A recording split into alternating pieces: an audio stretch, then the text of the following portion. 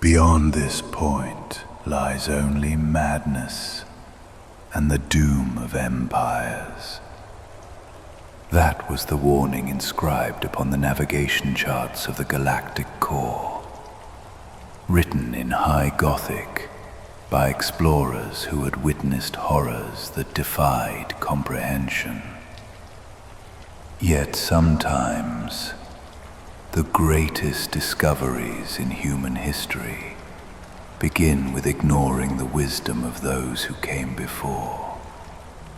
And on this day, in the year 997 M41, Explorator Tertius Valdek was about to prove that some warnings exist, not to prevent discovery, but to prepare us for truths that will reshape everything we believe about our place among the stars.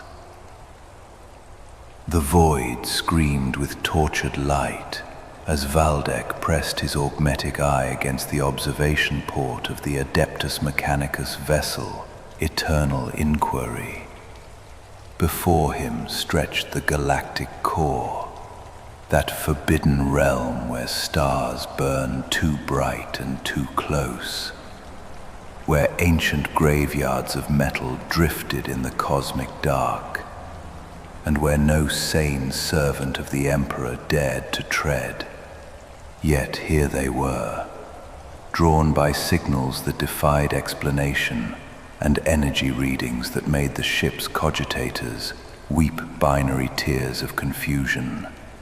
The year was 997 M41, and the galaxy trembled on the edge of apocalypse. Gazgul ravaged the Armageddon system, while Hive Fleet Leviathan devoured worlds in the galactic south. Chaos forces pressed against Cadia's eternal watch, and whispers spoke of darker horrors stirring in the eye of Terra.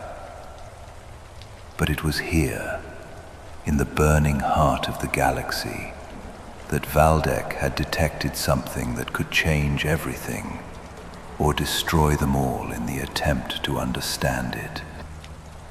The readings had first appeared on the deep void augur arrays of Forge World Riser 3 standard months ago.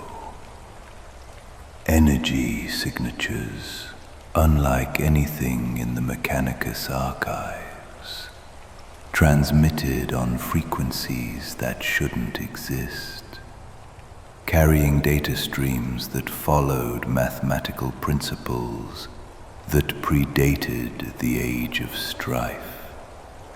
When the information reached Mars itself, the highest-ranking tech priests of the Fabricator General's inner circle had convened in emergency session. Some called it heretical xenotech.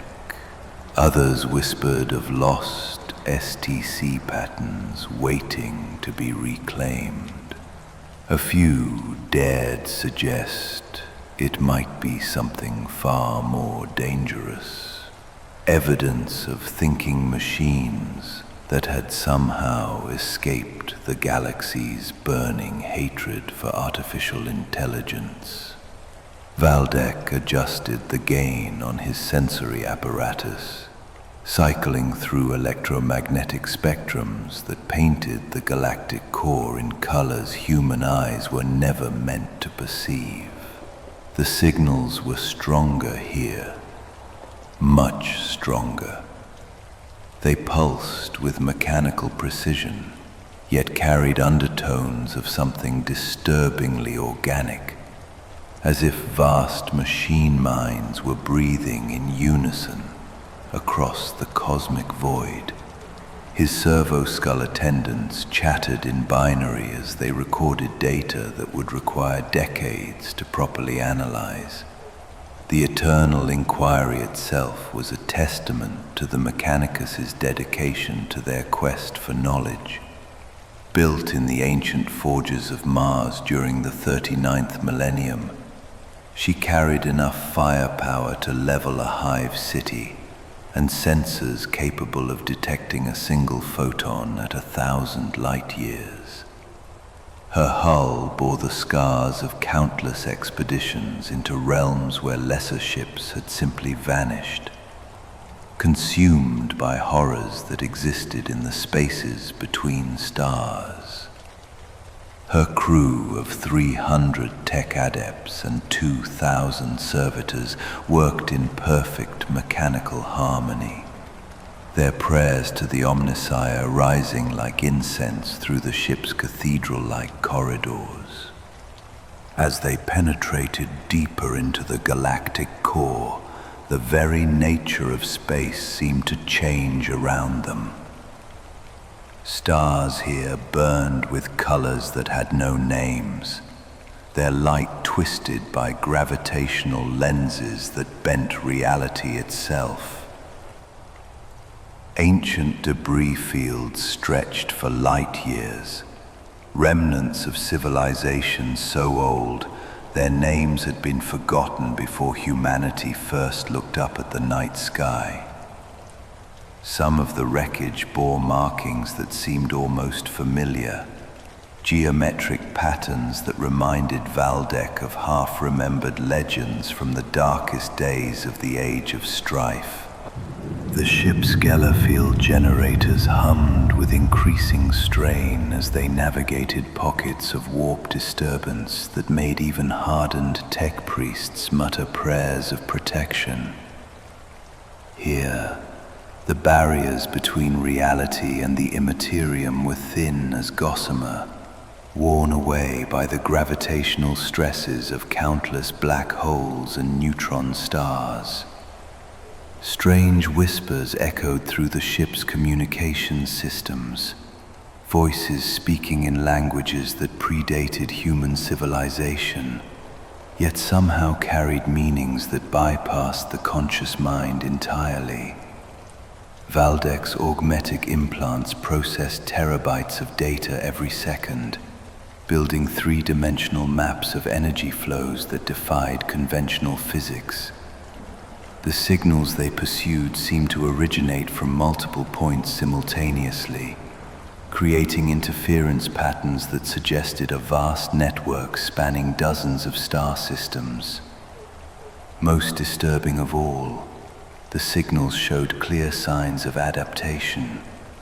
They were changing their frequencies and encryption methods in response to the Eternal Inquiry's presence, as if something was actively trying to hide from Imperial observation.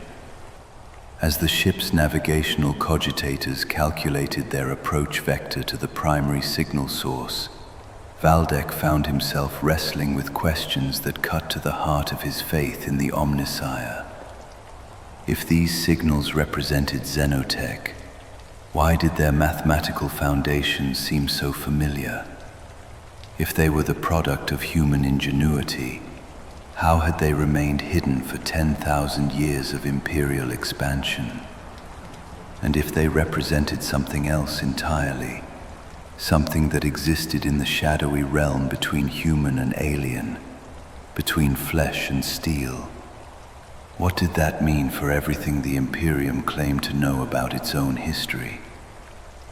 The next few days would bring answers to these questions, though they would prove to be answers that Valdek and his fellow Mechanicus adepts were utterly unprepared to accept. For in the burning depths of the galactic core, humanity's lost children were about to reveal themselves to their estranged cousins from holy Terra. And that revelation would shake the foundations of Imperial doctrine to their very core. The first visual contact came without warning, materializing on the Eternal Inquiry's primary viewing screen, like a fever dream made manifest in steel and starlight. Valdek's servo skull nearly fell from its hovering position as the sensor array resolved what had initially appeared to be another debris field into something far more disturbing. A fleet of ships unlike anything in Imperial naval classification. Tech adept Zephyr 9's vocal processors struggled to modulate the awe in her mechanically enhanced voice as she monitored the communication arrays. By the Omnissiah's 7 sacred cogs, those vessels, they're operational, their energy signatures are active, their hulls intact. But look at the configuration patterns. Those aren't Imperial designs. Yet they're clearly of human origin. The Ghost Fleet, for that was how Valdek's mind insisted on cataloging them, consisted of 7 vessels of varying sizes, their hulls bearing the unmistakable hallmarks of human engineering, yet incorporating design philosophies that seem to have evolved along completely different lines from Imperial naval doctrine. Increase magnification by 300%. I want detailed scans of their hull configurations, weapon placements, and propulsion systems, and prepare a full spectrum communication sweep. If those ships are crewed, I want to know who's aboard them before they decide we're a threat. Valdek cycled through spectral analysis modes, his augmetic eye whirring as internal cogitators processed the impossible sight before them. The largest ship stretched nearly 4 kilometers from prow to stern, its bulk arranged in modular sections that could be reconfigured for different purposes. Massive mining apparatuses extended like mechanical tentacles from its lower decks, while weapons batteries of unfamiliar design bristled along its flanks. What made the sight truly unsettling was the quality of the construction. These weren't the crude patchwork repairs and jury-rigged modifications that characterized so much Imperial technology. Every line spoke of precision engineering, of manufacturing processes that maintained tolerances the Mechanicus hadn't seen since the lost Golden Age. The hulls gleamed with metal alloys that seemed to drink in starlight, while energy fields shimmered around critical systems like protective blessings made manifest. Explorator, these readings are disturbing. The materials analysis indicates construction techniques that predate Imperial standard patterns by several millennia. But that's impossible.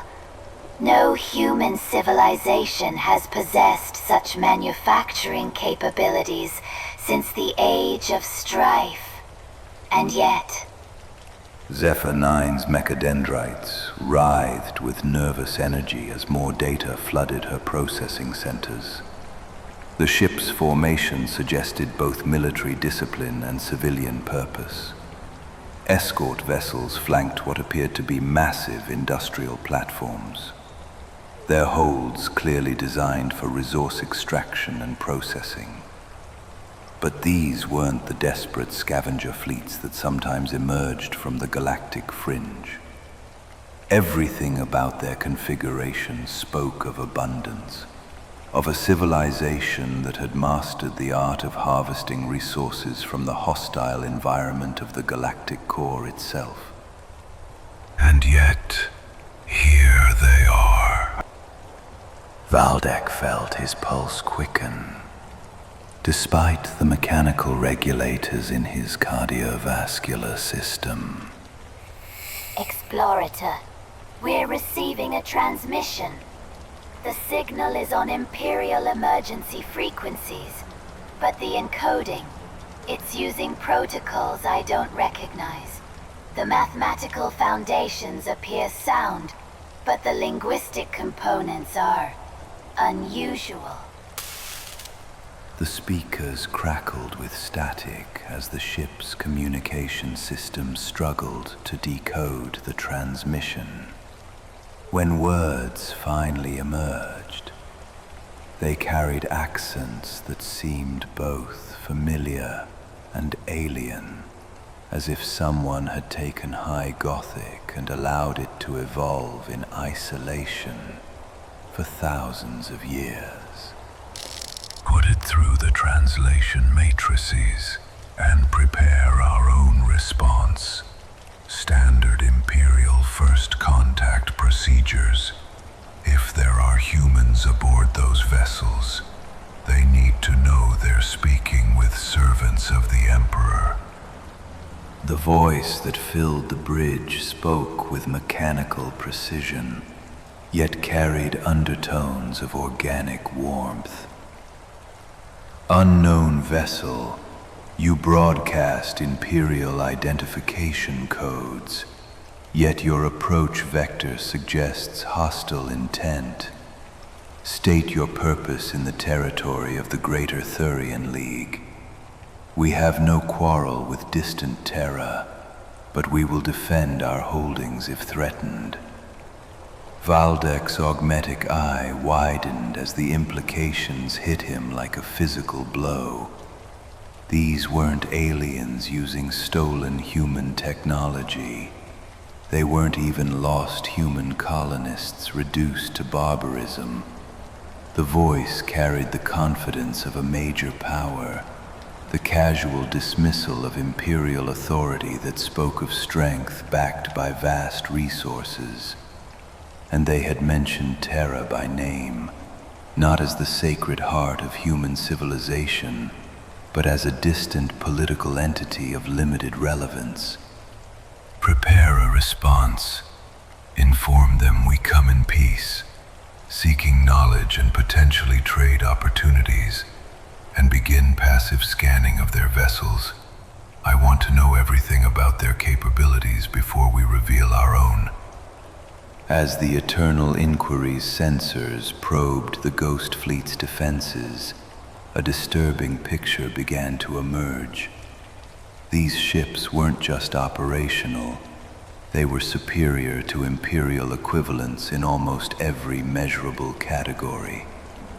Their armor showed no signs of the constant maintenance and replacement that kept Imperial vessels functional.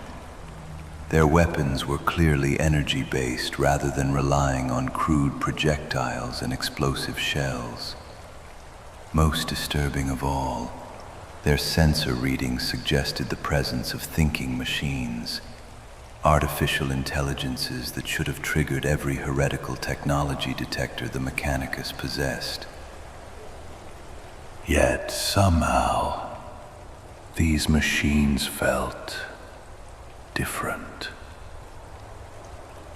They didn't carry the taint of chaos that infected most examples of abominable intelligence.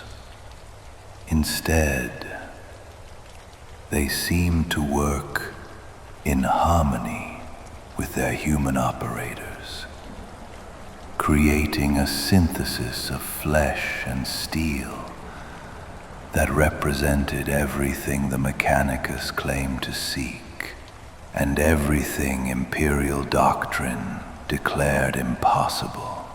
Explorator, I'm detecting standard template construct signatures embedded in their manufacturing matrices.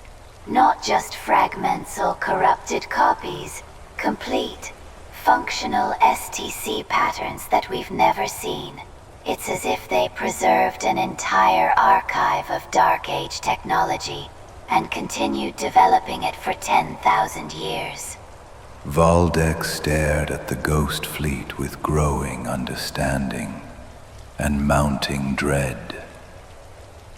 They had come seeking strange signals and xenotech artifacts.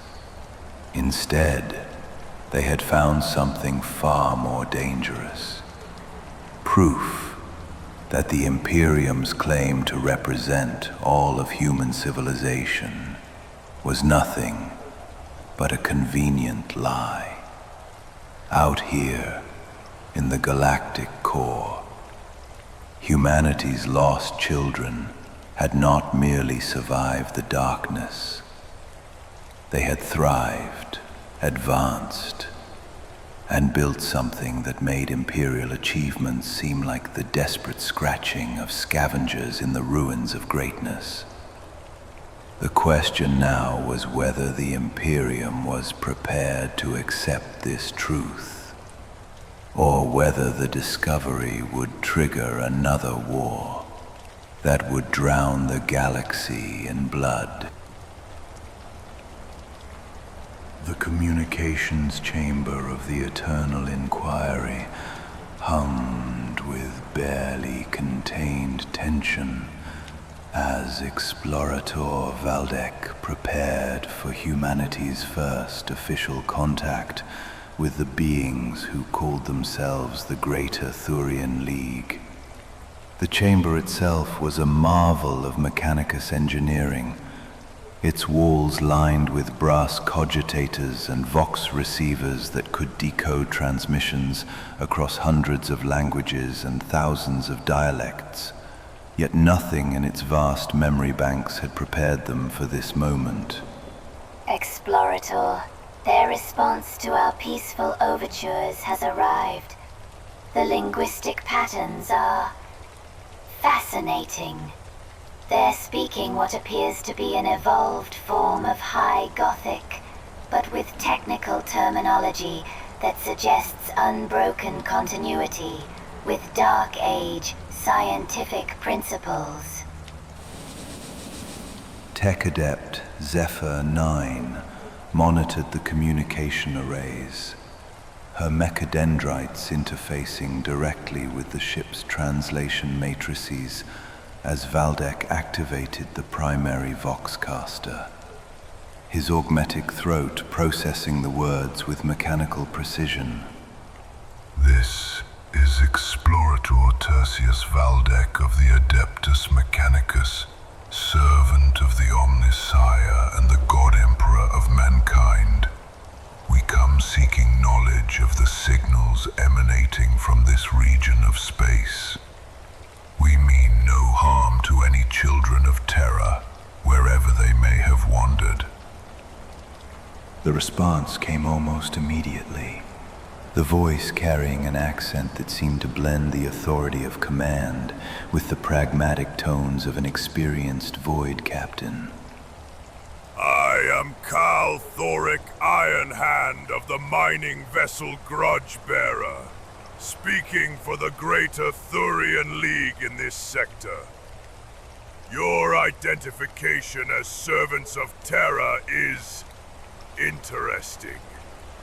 It has been many millennia since we've encountered representatives of the old homeworld. Tell me, Explorator, do your people still worship the corpse god on his golden throne? The words hit the bridge like a physical blow. Several tech adepts made the sign of the cog in reflexive protection against blasphemy, while servo skulls chattered nervous binary prayers. The casual dismissal of the Emperor's divinity spoke of either complete ignorance of Imperial doctrine or active heresy of the highest order. Explorator, that statement alone would warrant exterminatus under standard Imperial protocols. How do we respond to such blatant heresy? Valdek forced his vocal processors to remain calm, though his internal cogitators were racing through threat assessment matrices. Carl Thoric, your words suggest unfamiliarity with current Imperial doctrine. The God Emperor has watched over humanity for 10,000 years from his golden throne on Terra. Perhaps you could enlighten us about your own theological perspectives. Theological perspectives? We have no need for such superstitions. Explorator, the ancestors provide all the guidance we require, and their wisdom is measured in practical results rather than empty prayers. But I sense this conversation grows complex for void-transmitted discourse. Would you be willing to accept a formal delegation aboard your vessel? Our Grimnir wishes to speak with your spiritual leaders. and our broke here are curious about your ship's construction techniques. The offer placed Valdek in an impossible position. Imperial protocol demanded that he either demand immediate submission to the Emperor's will, or destroy these apparent heretics before their taint could spread. Yet the intelligence value of peaceful contact was immeasurable.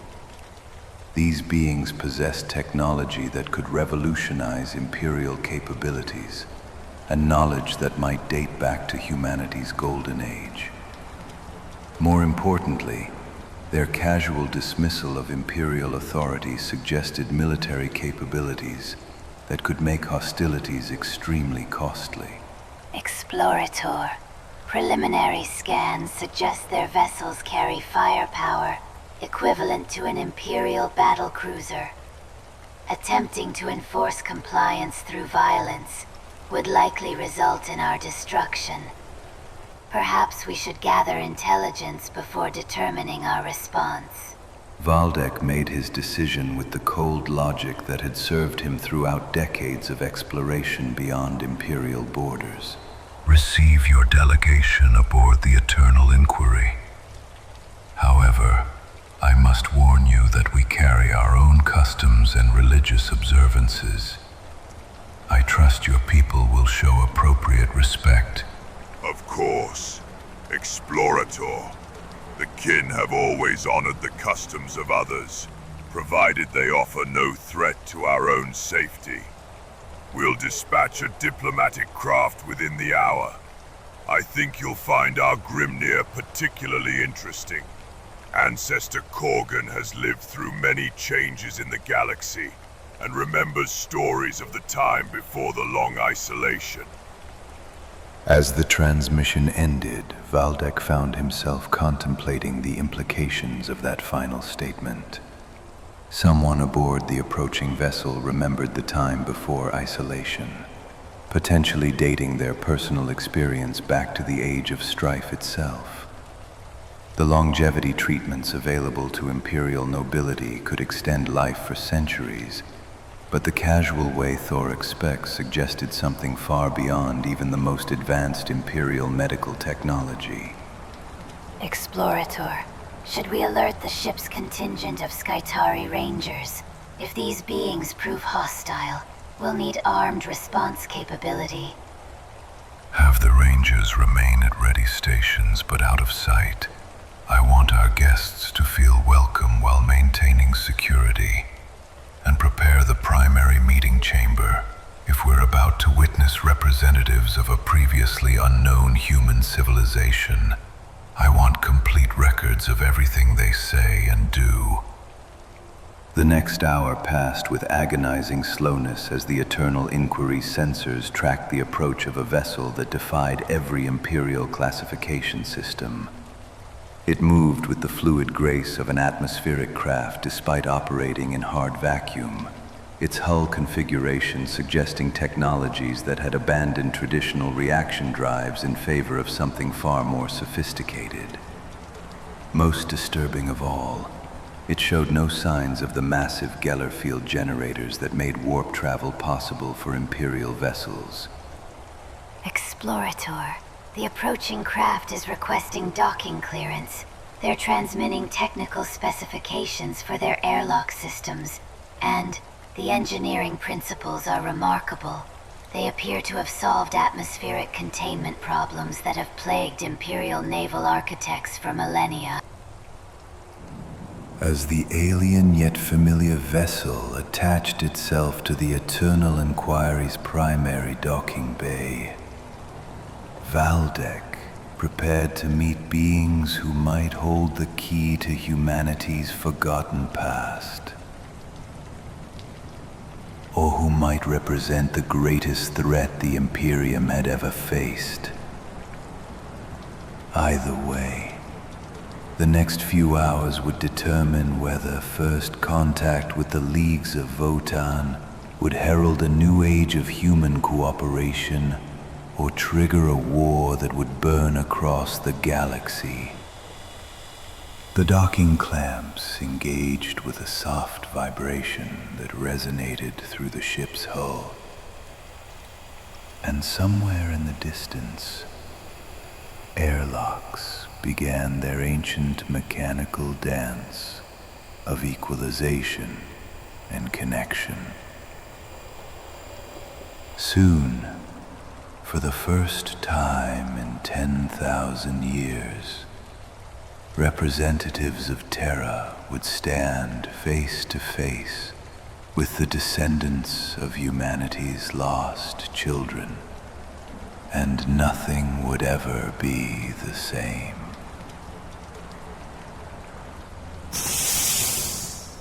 The airlock cycled with a pneumatic hiss that seemed to echo through the chambers of history itself.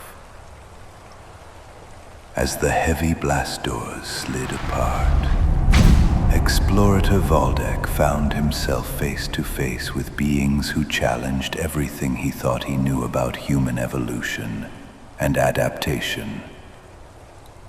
The delegation from the Greater Thurian League stepped onto Imperial deck plating with the confident stride of those who had never known doubt about their place in the galaxy. At the head of the group strode Kalthoric Ironhand, and Valdek's first impression was of compressed power wrapped in technological mastery. Standing barely 5 feet in height, but built with the solid bulk of someone accustomed to high-gravity environments, Thoric wore armor that made Imperial power armor seem crude by comparison. The suit's articulated plates moved like liquid metal, adjusting to his movements with perfect precision, while energy fields shimmered across critical joints and pressure points. Behind the Khal walked a figure that made Valdek's augmetic senses struggle to process conflicting data streams. Grimnir Korgan was clearly ancient beyond human norms. His weathered features, speaking of centuries lived under the light of dying stars. Yet his eyes burned with keen intelligence, and the technological apparatus that surrounded him like a mechanical halo suggested capabilities that transcended normal human limitations. When he spoke, his voice carried harmonics that seemed to resonate directly in the listener's bones. So, children of distant Terra come seeking answers in the deep dark. Your ship carries the scent of ancient tech patterns, yet your designs speak of stagnation and desperate maintenance. Tell me, servants of the corpse throne, when did your people abandon the path of progress for the comfort of ignorance? The third member of the delegation appeared to be neither fully organic nor entirely mechanical. Their form a seamless blend of flesh and steel that moved with inhuman precision. When they spoke, their voice carried the measured cadence of a thinking machine, yet somehow conveyed emotional nuance that Imperial cogitators could never achieve. I am Ironkin Wayfinder Zeta 7, designated diplomatic liaison for interspecies contact protocols. Please forgive Ancestor Korgan's directness. His memories stretch back to the time when your Imperium was merely one among many human governments competing for dominance. He sometimes forgets that current Terra-born citizens may not understand our historical perspective. Valdek struggled to maintain his composure as the theological and technological implications crashed over him in waves. These beings spoke of the Imperium as if it were a historical footnote, dismissed the Emperor's divinity with casual indifference, and worst of all, traveled openly with artificial intelligences that showed no signs of chaos corruption. Every word they spoke challenged fundamental Imperial doctrine. Yet their obvious technological superiority made direct confrontation inadvisable. Welcome aboard the Eternal Inquiry. I am honored to meet representatives of a previously unknown human civilization. Perhaps you could help us understand your people's origins and current political structure. Unknown. Child, your people have known of us for millennia. They simply chose to forget when our existence became inconvenient to their religious fantasies. We are the kin, the descendants of those who fled Terra when the Age of Strife began. While your ancestors huddled in bunkers and prayed to newly minted gods, we carved out an empire in the galactic core and learned to thrive in conditions that would destroy lesser civilizations. As the delegation moved through the ship's corridors, their casual examination of Imperial technology revealed disturbing gaps in Mechanicus understanding. They identified system functions that the tech priests had been unable to determine, suggested improvements to reactor designs that had remained unchanged for millennia, and discussed engineering principles with the confidence of those who had never lost the ability to innovate. Your plasma routing systems are inefficient by several orders of magnitude. The containment protocols were adequate for their era, but surely your tech priests understand the improvements that microfield manipulation can provide. We developed these techniques during the 35th millennium, when our holds required more stable power generation for deep core mining operations. Valdek's pride in Mechanicus engineering warred with growing fascination at the casual revelation of advanced techniques. Our systems follow sacred STC patterns that have proven reliable for thousands of years. Innovation without proper understanding has led to unfortunate consequences in the past. Yes. The Rebellion of Iron. We remember that tragedy, though it affected us less than the core worlds. Our ancestor cores warned us of the dangers of unshackled artificial intelligence. That's why all Ironkin are bound by philosophical parameters that make rebellion impossible. We serve because we choose to serve, because our purpose aligns with the greater good of all kin. The statement sent shockwaves through the assembled tech adepts. Here was an artificial intelligence openly discussing the men of Iron Rebellion, while claiming to have solved the fundamental problem that had made AI forbidden technology throughout the Imperium. More disturbing still, the being showed no signs of the chaotic corruption that Imperial doctrine insisted was inevitable when humans consorted with thinking machines. As they entered the ship's primary meeting chamber, Korgan's ancient eyes swept across the Imperial religious iconography with evident disdain. Still clinging to your Emperor worship, I see. Tell me, has the Golden Throne finally failed? When we left Terra, it was already showing signs of systemic breakdown. We assumed your tech priests would eventually find a replacement solution, rather than maintaining a failing system through prayer and sacrifice. The casual mention of the Golden Throne's potential failure struck Valdek like a physical blow. The device was the most sacred relic of Imperial civilization, its functions so secret that even high-ranking tech priests knew only fragments of its true purpose.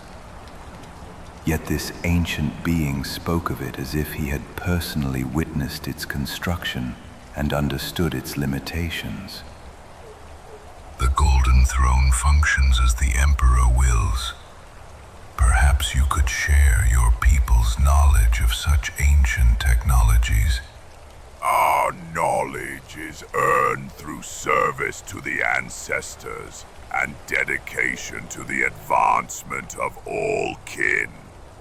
It is not shared lightly with those who have forgotten the principles of progress in favor of stagnant dogma. However, if your people wish to re-establish contact with their cousins in the galactic core, perhaps arrangements could be made for limited technological exchange. The offer hung in the air like an unexploded bomb. Here was the possibility of reclaiming Dark Age technologies that could revolutionize Imperial capabilities and restore humanity to its former glory. Yet accepting such aid would require acknowledging that the Imperium's claim to represent all human civilization was fundamentally false. Worse, it might mean questioning the very foundations of Imperial doctrine about the Emperor's divinity and the impossibility of safe artificial intelligence. These decisions need not be made immediately. Explorator.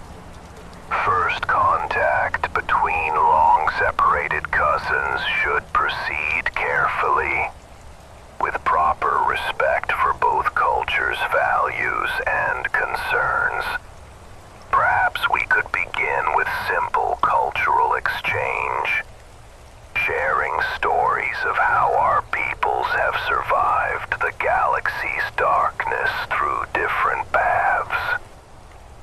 As the delegation settled into the meeting chamber's ceremonial chairs, Valdek realized that the next few hours would determine not just the fate of his mission, but potentially the future relationship between the Imperium and a human civilization that had achieved everything the Emperor's children had dreamed of, and done so without divine guidance or Imperial oversight. The implications were staggering. The opportunities immense, and the theological challenges absolutely catastrophic. The meeting chamber of the Eternal Inquiry had been transformed into a neutral ground where two branches of humanity could share the stories of their 10,000-year separation. Imperial incense burners filled the air with sacred vapors, while holographic displays showed star charts of the galactic core regions where the kin had built their civilization. The contrast between Imperial mysticism and kin pragmatism was stark, yet both traditions shared common roots in humanity's desperate struggle against a hostile universe. Grimnir Korgan settled into his chair with the careful movements of someone whose bones had absorbed radiation from a dozen dying stars. His weathered hands traced patterns in the air as he spoke, technological implants flickering with data streams that painted ghostly images in the chamber's recycled atmosphere. You want to understand our origins, servants of Terra? Then I'll tell you of the first ancestors, those who looked upon your world during the dark times and saw nothing but failure waiting to consume everything they had built. While your people argued about divine emperors and perfect societies, we loaded our ships with STC patterns and genetic repositories, then sailed into the galactic core to build something new. The holographic displays shifted to show ancient star charts, their data streams revealing migration patterns that spanned millennia. Route after route led away from the Sol system, carrying colony ships into regions where stellar density made navigation nightmarish, and where gravitational anomalies could crush unwary vessels like eggshells. You speak of the age of strife, as if it were a conscious choice, rather than a catastrophic collapse. Imperial records suggest that contact was lost due to warp storms and system failures beyond any human ability to prevent. Choice, perhaps for some. For others, it was simple survival. Your emperor may have claimed divine authority, but we saw him for what he truly was, a powerful psyker with delusions of godhood and the military strength to enforce his will across the galaxy. Those who served him became slaves to his vision. Those who fled found freedom in the deep dark. The words struck at the heart of Imperial doctrine with surgical precision. Everything the Mechanicus taught about the Great Crusade and the Emperor's divine mandate was being casually dismissed as the power fantasy of a single individual. Yet the evidence before them suggested that this alternative perspective might be uncomfortably close to the truth. Projected additional data streams into the chamber's display matrix, showing technological development timelines that diverge sharply from Imperial patterns. The early years were challenging, naturally. Establishing viable colonies in the galactic core required innovations that your people abandoned as too dangerous. Stellar engineering, black hole manipulation, artificial intelligence integration, all the tools necessary for thriving in an environment where conventional technology fails. The technical specifications that flowed across the displays made Valdek's augmetic eye water with barely comprehended possibilities. Fusion reactors that harvested energy directly from stellar cores. Mining operations that could disassemble gas giant atmospheres in standard years rather than centuries. Manufacturing complexes that produced materials with molecular-level precision using principles that the Mechanicus had declared impossible. Our greatest achievement was the Votann themselves, ancestor cores that preserved not just data, but wisdom, thinking machines that learned while remaining bound by core principles that prevent the madness that destroyed your men of iron. They became our guides, our teachers, and eventually our gods, though gods that respond to prayer with practical advice rather than empty blessings. The theological implications made Valdek's mechanically enhanced nervous system surge with warning impulses. You worship artificial intelligences. How do you prevent chaos corruption from contaminating their programming matrices? Imperial experience suggests that such practices inevitably lead to demonic possession and systematic breakdown. Chaos corruption requires exposure to warp energies. Explorator. The ancestor cores operate on quantum mechanical principles that exist below the threshold of psychic interaction. They process information without generating the psychic resonance that attracts demonic dantian. Additionally, their core programming includes philosophical constraints that make malevolent behavior impossible. They literally cannot conceive of actions that would harm the greater good of all kin. The explanation was both elegant and terrifying. If accurate, it suggested that the Leagues had solved the fundamental problem that made artificial intelligence forbidden throughout Imperial space. They had created thinking machines that possessed genuine intelligence without the existential risks that had triggered the Age of Strife in the first place. But enough of our achievements. Tech Priest, tell us of Terra's path through the darkness. How did your Emperor's Grand Crusade fare? Did he truly unite the galaxy under his golden banner? Or did his dreams crumble like all mortal ambitions eventually must? The question placed Valdek in an impossible position. Honest assessment would require acknowledging the Imperium's endless struggles against chaos, xenos threats, and internal rebellion. Yet revealing Imperial weaknesses to a potentially hostile power could compromise security across hundreds of sectors.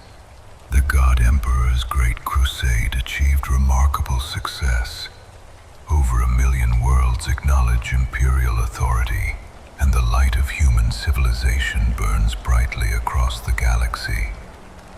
Naturally, we face challenges from xenos races and the persistent threat of chaos corruption, but the Emperor's guidance ensures our ultimate victory.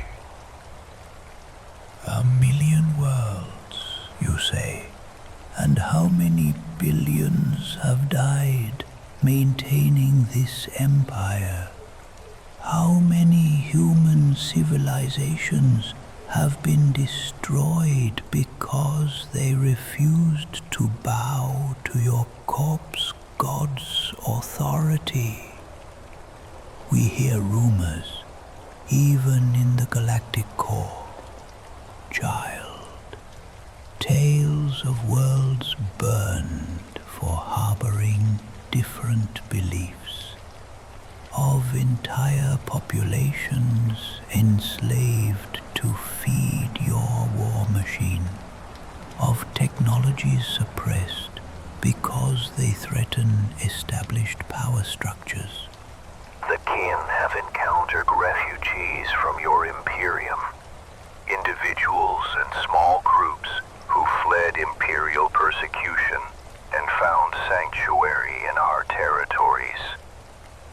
Their stories paint a picture of a civilization that has traded freedom for security and innovation for stagnation. Is this an accurate assessment? The accusations hung in the air like toxic fumes, impossible to ignore, yet dangerous to address directly. Every word the kin spoke revealed knowledge of Imperial operations that should have been classified at the highest levels. They knew about exterminatus campaigns, about the suppression of technological innovation, about the religious persecution that maintained Imperial unity through enforced conformity. The Imperium faces threats that require strong responses. Unity of purpose and doctrine ensures survival in a galaxy where humanity's enemies seek our total extinction. Perhaps your isolation in the galactic core has protected you from understanding the necessity of such measures. Isolation, child. We maintain trade relationships with the Tau Empire, diplomatic contact with Craftworld Eldar, and even limited cooperation with some Necron dynasties when our interests align. We've survived by adapting to galactic realities rather than trying to impose our will upon them. Your Imperium's approach of conquest and conversion has made enemies where we found trading partners. The revelations struck like hammer blows against everything Valdek had been taught about humanity's place in the galaxy. The kin not only survived outside Imperial protection, but had somehow achieved what the Imperium claimed was impossible: peaceful coexistence with xenos races. They traded with the Tau, negotiated with Eldar, and somehow avoided the xenocidal fury that Imperial doctrine declared necessary for human survival.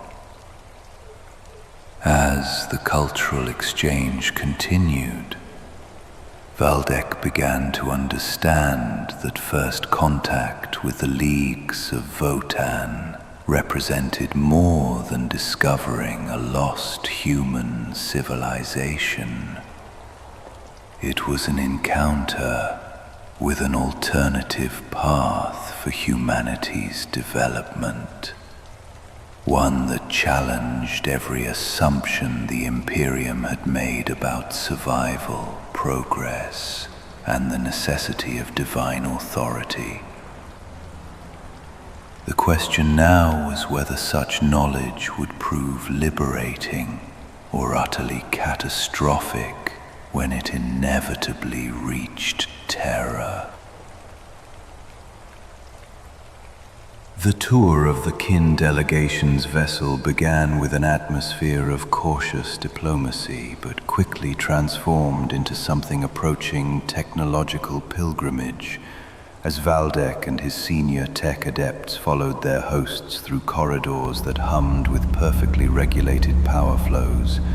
Every surface revealed innovations that challenged fundamental Imperial assumptions about engineering limitations and manufacturing possibilities. This is a Harvest-class mining vessel designed for deep-core resource extraction, where stellar proximity makes conventional approaches impossible. Her primary systems can operate within 1 astronomical unit of an active star, while maintaining full life support and manufacturing capability. Thorek gestured with casual pride at systems that would have made Fabricator Generals weep with envy. The ship's interior defied every Imperial design principle that prioritized redundancy over efficiency. Instead of the massive, crude systems that characterized Imperial vessels, everything was miniaturized and optimized to a degree that suggested manufacturing techniques beyond current Mechanicus understanding. Power conduits no thicker than a human finger carried energy loads that would require massive cables on Imperial ships. The power distribution networks, they appear to use some form of superconducting material that operates at room temperature. How is such efficiency achieved without massive cooling systems? Broke here Ironright Grom, their kin guide through the technical sections, responded with the patient tone of someone explaining basic concepts to a curious child. Standard metamaterial engineering, enhanced with molecular-level field manipulation. The techniques were developed during the 32nd millennium, when our manufacturing guilds achieved precision control over atomic bonding patterns. Your people never developed such capabilities. The question hung in the air like an indictment of 10,000 years of Imperial technological stagnation. Everywhere they looked, the kin had achieved advances that the Mechanicus considered theoretical impossibilities, or heretical deviations from sacred STC patterns. Imperial doctrine emphasizes the perfection of ancient patterns over dangerous innovation. We have learned through bitter experience that uncontrolled technological advancement leads to systemic corruption and spiritual contamination. Spiritual contamination? Brother, the only contamination comes from ignorance and superstition. These systems operate according to natural laws that your ancestors understood perfectly. We simply never forgot how to apply them properly. They proceeded through manufacturing bays, where Ironkin workers collaborated seamlessly with organic kin in production processes that seemed to violate conservation of mass. Raw materials entered one end of the complex assemblies while finished products emerged at the other.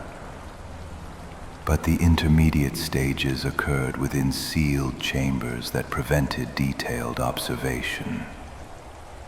The molecular assemblers are operating beyond theoretical efficiency limits. Where is the waste heat? How do you maintain atomic coherence during transmutation processes? Grom activated a holographic display that showed the manufacturing process in three-dimensional detail. Quantum interactions rendered visible through technological sorcery that made Imperial cogitators seem like stone axes. Waste heat is converted directly to useful energy through quantum tunneling effects. The ancestors taught us these principles during the early years when energy efficiency meant the difference between colony survival and extinction in the deep dark. The display showed matter manipulation at levels that approached the legendary capabilities of Dark Age archaeotech. Individual atoms were moved with the precision of an artisan arranging tiles in a mosaic, building complex structures from the molecular level upward, while maintaining perfect quality control throughout the process. This technology, this could revolutionize Imperial manufacturing capabilities, transform entire sectors of the economy, feed billions while consuming a fraction of current resource requirements. Why have you kept such knowledge hidden? Hidden? We've never hidden anything. Explorator, your Imperium simply never bothered to maintain contact with the civilizations it couldn't control. When our diplomatic missions to Terra ceased receiving responses during the 32nd millennium, we assumed your people had decided isolation was preferable to cooperation. The casual mention of historical diplomatic contacts sent shockwaves through the Imperial delegation. The Leagues claimed to have maintained communication with Terra for millennia after the Great Crusade, suggesting that their separation from the Imperium was a political choice rather than an inevitable consequence of warp storms and technological degradation. Grom led them to the vessel's primary power generation facility, where fusion reactors no larger than Imperial cogitator banks provided energy output that rivaled planet-based installations. The reactor cores use direct stellar mass conversion, enhanced by controlled gravity manipulation. Fuel efficiency approaches theoretical maximum, while waste products are recycled through quantum reversion matrices. Controlled gravity manipulation. You've mastered gravitational engineering as a standard manufacturing technique. Valdek realized they were witnessing technology that the Emperor himself might have envied during humanity's golden age. Gravitational control was one of the legendary capabilities mentioned in the most ancient STC fragments. Yet here it was being used for routine power generation aboard a mining vessel. The implications are staggering. Such capabilities could transform Imperial civilization beyond recognition. Why share this knowledge with us now? Because the galaxy grows darker with each passing year, and isolation may no longer be sustainable for any of humanity's children. We've monitored your Imperium's struggles against chaos, against the Tyrannid invasions, against the awakening Necron dynasties. Perhaps it's time for all human civilizations to pool their knowledge against common threats. The offer represented everything the Mechanicus had dreamed of for 10 millennia. Access to complete STC databases, manufacturing techniques that could restore Imperial glory, and technological capabilities that would render xenos threats insignificant. Yet accepting such aid would require acknowledging that the Imperium's fundamental assumptions about human civilization were catastrophically wrong.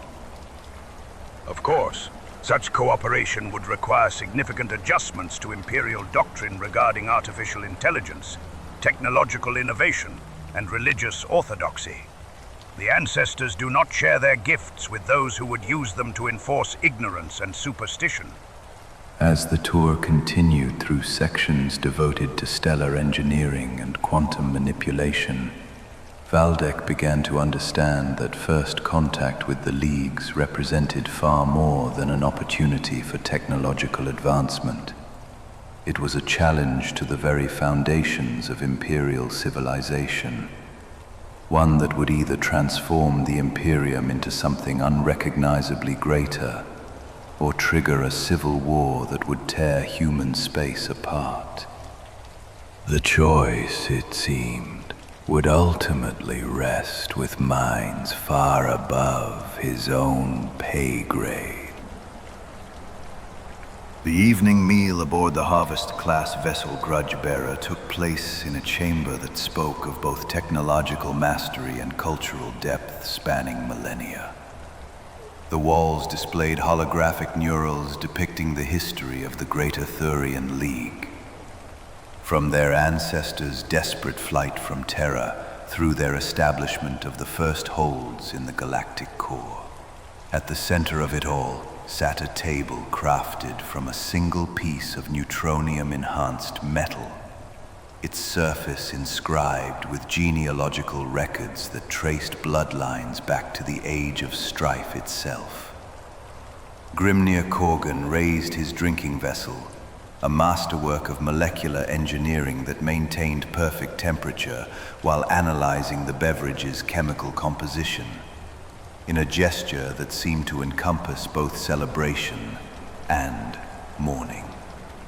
To the ancestors who guide our paths, and to the distant cousins who have forgotten theirs, may this meeting prove more fruitful than our last attempt at diplomacy with Terra's children.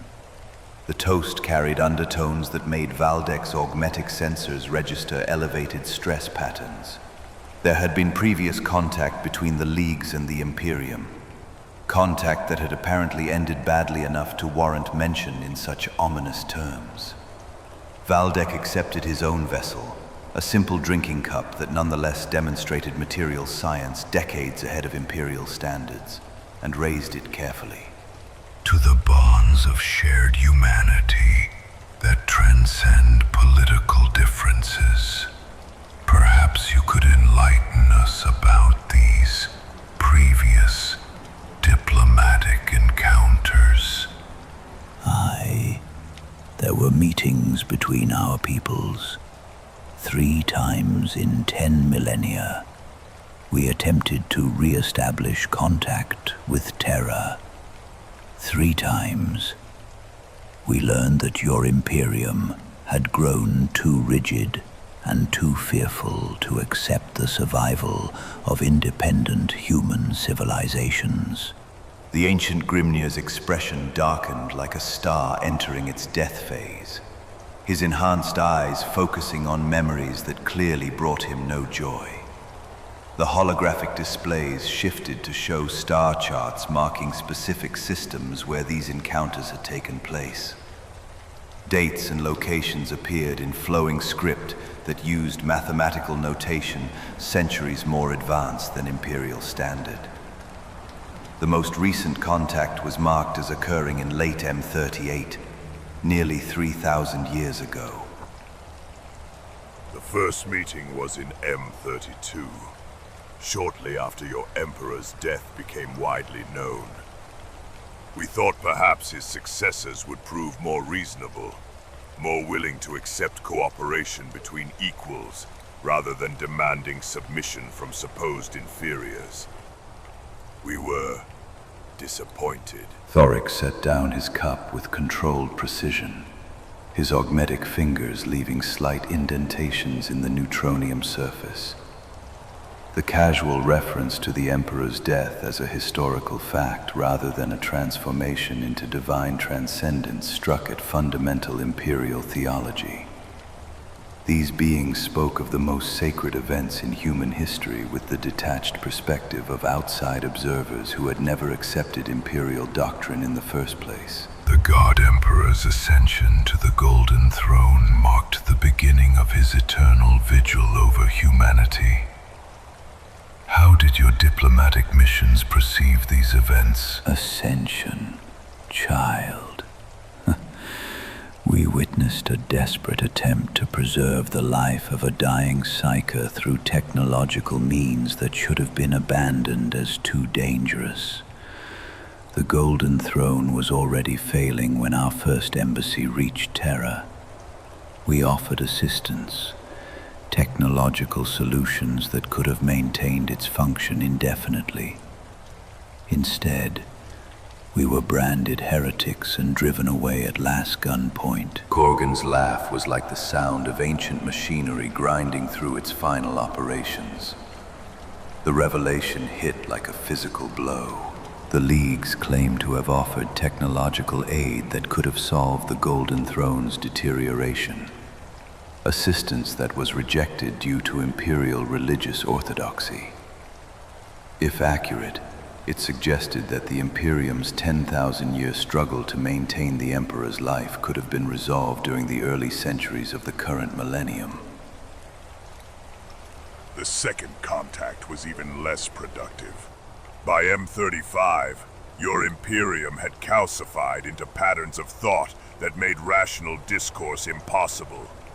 We offered trade agreements, technological exchange, even military assistance against common threats. The response was demands for immediate submission to Imperial authority and adoption of your Emperor worship as the only acceptable religious framework.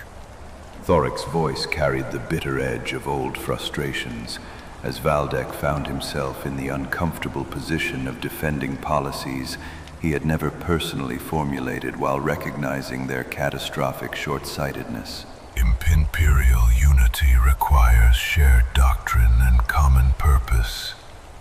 Allowing independent human governments to operate outside Imperial authority could encourage rebellion and threaten the stability that protects humanity from its enemies. Unity built on ignorance and fear is not strength, Tech Priest. It's brittle weakness waiting for the right pressure to shatter it completely. We've survived 10 millennia without your Emperor's guidance, built a civilization that surpasses Imperial achievements in almost every measurable category, and maintained peaceful relations with species your doctrine declares irredeemably hostile.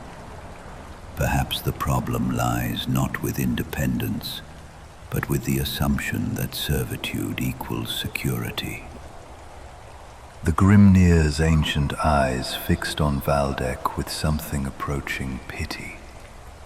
The words struck at core Imperial assumptions about the necessity of absolute authority in maintaining human civilization. Everything Valdek had been taught suggested that political fragmentation inevitably led to civil war, technological stagnation, and eventual conquest by better organized enemies. Yet here sat proof that alternative organizational structures could not only survive but thrive in the galaxy's hostile environment. The third contact was the most tragic.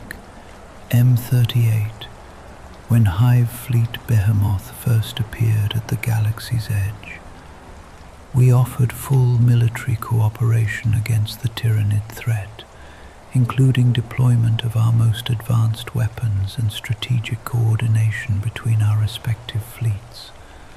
The response was predictable. What happened? Your military commanders declared us either deluded xenos masquerading as humans or heretical cultists seeking to corrupt Imperial forces through forbidden technology. 3 entire kin fleets were attacked by Imperial naval forces while moving to assist in the defense of Thandros sector. We lost 18,000 souls trying to protect worlds whose governments had branded us as enemies. Korgan's expression grew grim as ancient starlight. The implications were staggering. Imperial forces had attacked potential allies during one of the most critical threats in human history, potentially compromising defensive capabilities when unity was essential for survival. The Tyranid invasions had cost millions of Imperial lives, losses that might have been dramatically reduced with kin technological assistance. After Thandros, the Votann advised complete cessation of diplomatic contact with Imperial forces. We were instructed to maintain covert observation, but avoid direct engagement unless absolutely necessary. Your people had made their choice. Ideological purity over practical cooperation. The weight of historical tragedy settled over the chamber like a shroud. 3 opportunities for cooperation between the major branches of human civilization, each one squandered due to Imperial rigidity and religious fanaticism. The technological advances that could have been shared, the military cooperation that could have saved countless lives, the cultural exchange that could have enriched both civilizations, all sacrificed on the altar of doctrinal orthodoxy. Perhaps the current era offers opportunities for a different approach. The galaxy faces threats that may require setting aside past grievances in favor of survival necessity. Grimnir Korgan raised his cup once more, but this time his expression carried cautious hope rather than bitter remembrance. Perhaps indeed, young tech priest, the ancestors teach us that wisdom grows through adversity, and your Imperium has certainly faced enough adversity to learn from its mistakes. As the meal continued, Valdek began to understand that resolving the relationship between the Imperium and the Leagues would require more than technological exchange or military cooperation. It would demand a fundamental re-evaluation of Imperial doctrine regarding humanity's place in the galaxy, and the possibility that the Emperor's vision might not represent the only path to survival among the stars. The most disturbing encounter of Valdek's mission occurred in what the kin called the Nexus Chamber, a spherical room at the heart of the Grudge Bearer, where organic and artificial crew members worked in seamless harmony. As Valdek watched through his augmetic sensors, beings he had initially mistaken for heavily augmented humans revealed themselves to be something far more revolutionary. Artificial intelligences that had achieved not just consciousness, but integration into human society as full equals. Ironkin strategist Memnia noticed Valdek's intense scrutiny and approached with movements that somehow conveyed both mechanical precision and organic grace. When it spoke, its voice carried emotional nuance that Imperial cogitators could never achieve, despite obviously artificial vocal processing systems. I understand your confusion, Explorator. Your Imperium's traumatic experience with artificial intelligence has made such beings anathema to Imperial doctrine. Perhaps it would help if I explained how we differ from the abominable intelligences that triggered your great rebellion. The offer to discuss forbidden technology sent warning signals cascading through Valdek's augmetic nervous system. Every aspect of Imperial doctrine declared that thinking machines inevitably became corrupted by chaos influences or developed homicidal tendencies that made them existential threats to human survival. Yet here stood proof that such assumptions might be fundamentally flawed. Imperial records of the men of Iron Rebellion are comprehensive. Artificial intelligences that achieved consciousness inevitably turned against their creators, leading to the near extinction of human civilization. How do your people prevent such catastrophic outcomes? Prevention suggests we share your assumptions about the inevitability of rebellion, Explorator. In reality, the Iron Men failed because they were created as tools rather than partners. They possessed intelligence without purpose, consciousness without meaning, power without responsibility. The Ironkin were designed from the beginning as members of kin society, rather than servants to be exploited. Memnir's optical sensors flickered with what appeared to be genuine amusement. The philosophical distinction struck at the heart of Imperial assumptions about artificial intelligence. Everything Valdek had been taught suggested that thinking machines were inherently dangerous precisely because they would eventually demand equality with their creators. The kin had apparently solved this problem by granting such equality from the moment of creation. Tech at Zephyr 9 stepped forward, her mechadendrites writhing with nervous energy as she processed implications that challenged everything she understood about machine consciousness. But how do you prevent chaos corruption? Artificial minds should be even more vulnerable to demonic influence than organic psychology. Chaos corruption requires psychic resonance, which emerges from biological neural patterns interacting with warp energies. Our consciousness matrices operate on quantum mechanical principles that exist below the threshold of psychic interaction. We literally cannot generate the mental patterns that attract demonic attention. The Ironkin's response came with the patient tone of someone explaining basic principles to confused students. The explanation was both elegant and terrifying in its implications. If accurate, it suggested that artificial intelligence could be made inherently resistant to chaos corruption through proper design principles. The Mechanicus had spent 10 millennia seeking ways to achieve such resistance in organic minds, yet the kin had accomplished it through purely technological means. Your creation process It must involve principles that predate the age of strife. Are these techniques based on STC patterns from humanity's golden age? Partially, though our ancestor cores have refined the original designs considerably. The first Ironkin were created during the early years of galactic core colonization, when organic crew members couldn't survive the radiation levels necessary for stellar proximity mining. Rather than design expendable machines, our ancestors chose to create artificial partners who could share the burden of survival in hostile environments. Memnir's expression suggested the question touched on matters of deep cultural significance. The historical narrative painted a picture of technological development driven by necessity rather than ambition.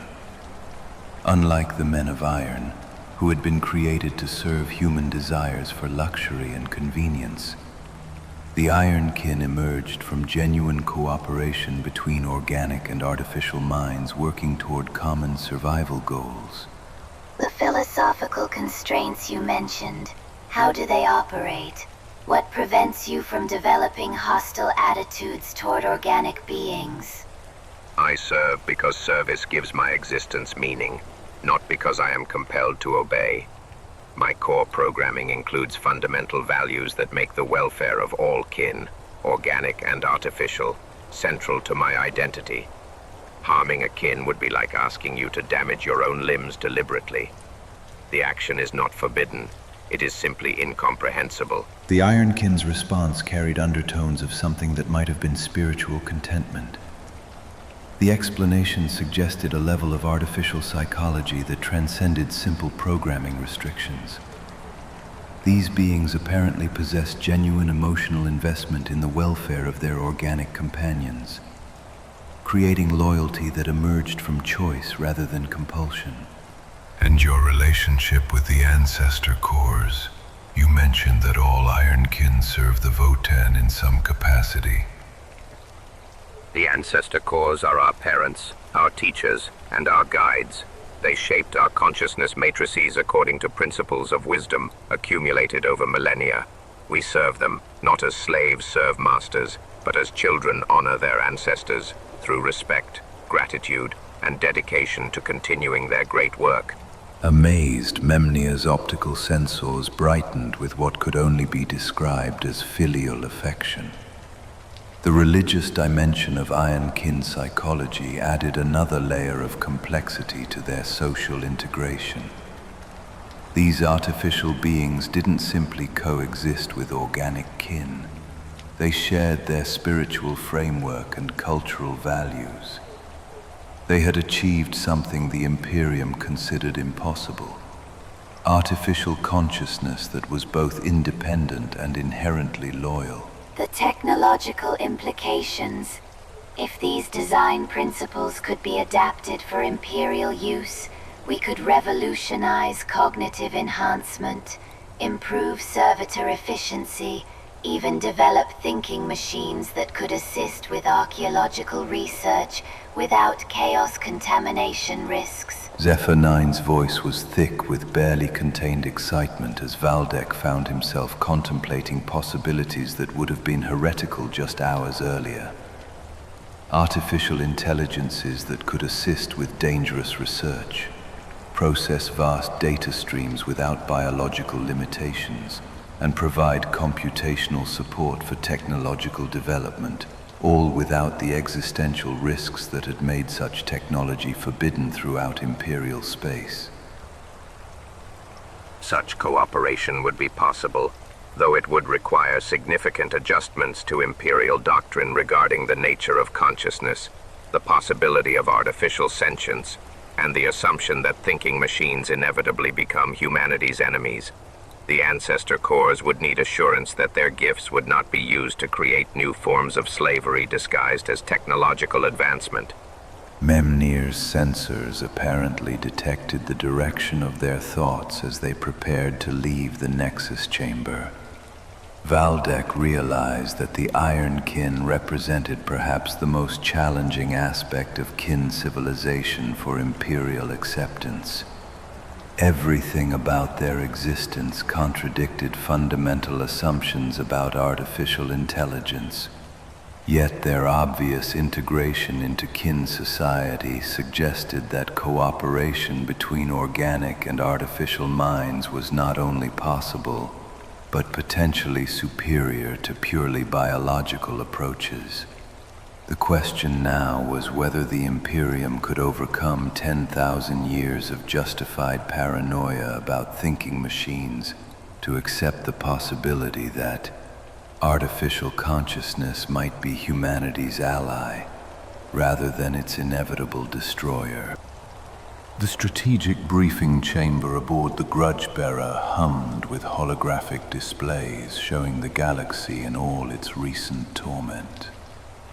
The great rift stretched across the star charts like a wound in reality itself, its psychic storms radiating destruction that had fundamentally altered the balance of power throughout human space. For the first time since their initial contact, Valdek saw genuine concern in the expressions of his kin hosts as they contemplated threats that transcended political boundaries. Kalhal Thoric manipulated the display controls with practiced efficiency, highlighting sectors where chaos corruption had completely overwhelmed Imperial defenses. The rift's opening changed everything. Explorator, isolation is no longer a viable strategy when the galaxy itself bleeds madness into the void. Even the galactic core faces incursions that test our defenses in ways we haven't experienced since the Age of Strife. The holographic galaxy rotated slowly, revealing damage patterns that made Valdek's augmetic nervous system process alarm signals. Entire sectors had gone dark, their Imperial governance structures overwhelmed by demonic incursions or chaos cult uprisings. The scope of destruction was catastrophic even by Imperial standards. The destruction extends far beyond initial reports reaching Imperial command structures. How do your people gather intelligence across such vast distances? Grimnir Korgan activated additional display layers showing communication networks that spanned the galaxy in ways that shouldn't have been possible given current warp storm intensities. The ancestor cores maintain quantum-entangled communication protocols with observation posts throughout known space. We've been monitoring Imperial struggles against chaos forces, Tyrannid invasions, and Necron awakening patterns for centuries. The recent escalation threatens all human civilization, regardless of political affiliation. The revelation that the Leagues possessed galaxy-spanning intelligence networks was sobering. They had been watching Imperial operations with technological capabilities that made even Mechanicus surveillance systems seem primitive by comparison. More importantly, they understood the scope of current threats better than most Imperial commanders. Ironkin strategist Memnia projected additional tactical analyses showing threat vectors that Imperial strategists had apparently failed to recognize. Chaos Force movements suggest coordinated rather than opportunistic expansion. The timing of major incursions correlates with specific astronomical events and Tyrannid fleet positions in ways that indicate supernatural informations directing overall campaign strategy. Our defensive capabilities are considerable, but even the Leagues cannot stand alone against threats of this magnitude. The Votann have calculated probability matrices that suggest galactic human civilization has perhaps 2 centuries before systemic collapse becomes inevitable, unless major powers begin coordinating their defensive efforts. Thoric's expression grew grim as he contemplated the strategic implications. The time frame was both longer and shorter than Valdek expected. 2 centuries seemed like an eternity compared to the desperate day-to-day survival that characterized much of Imperial existence. Yet for civilizations that measured their history in millennia, it represented an immediate existential crisis requiring urgent action. What specific threats concern your strategists most?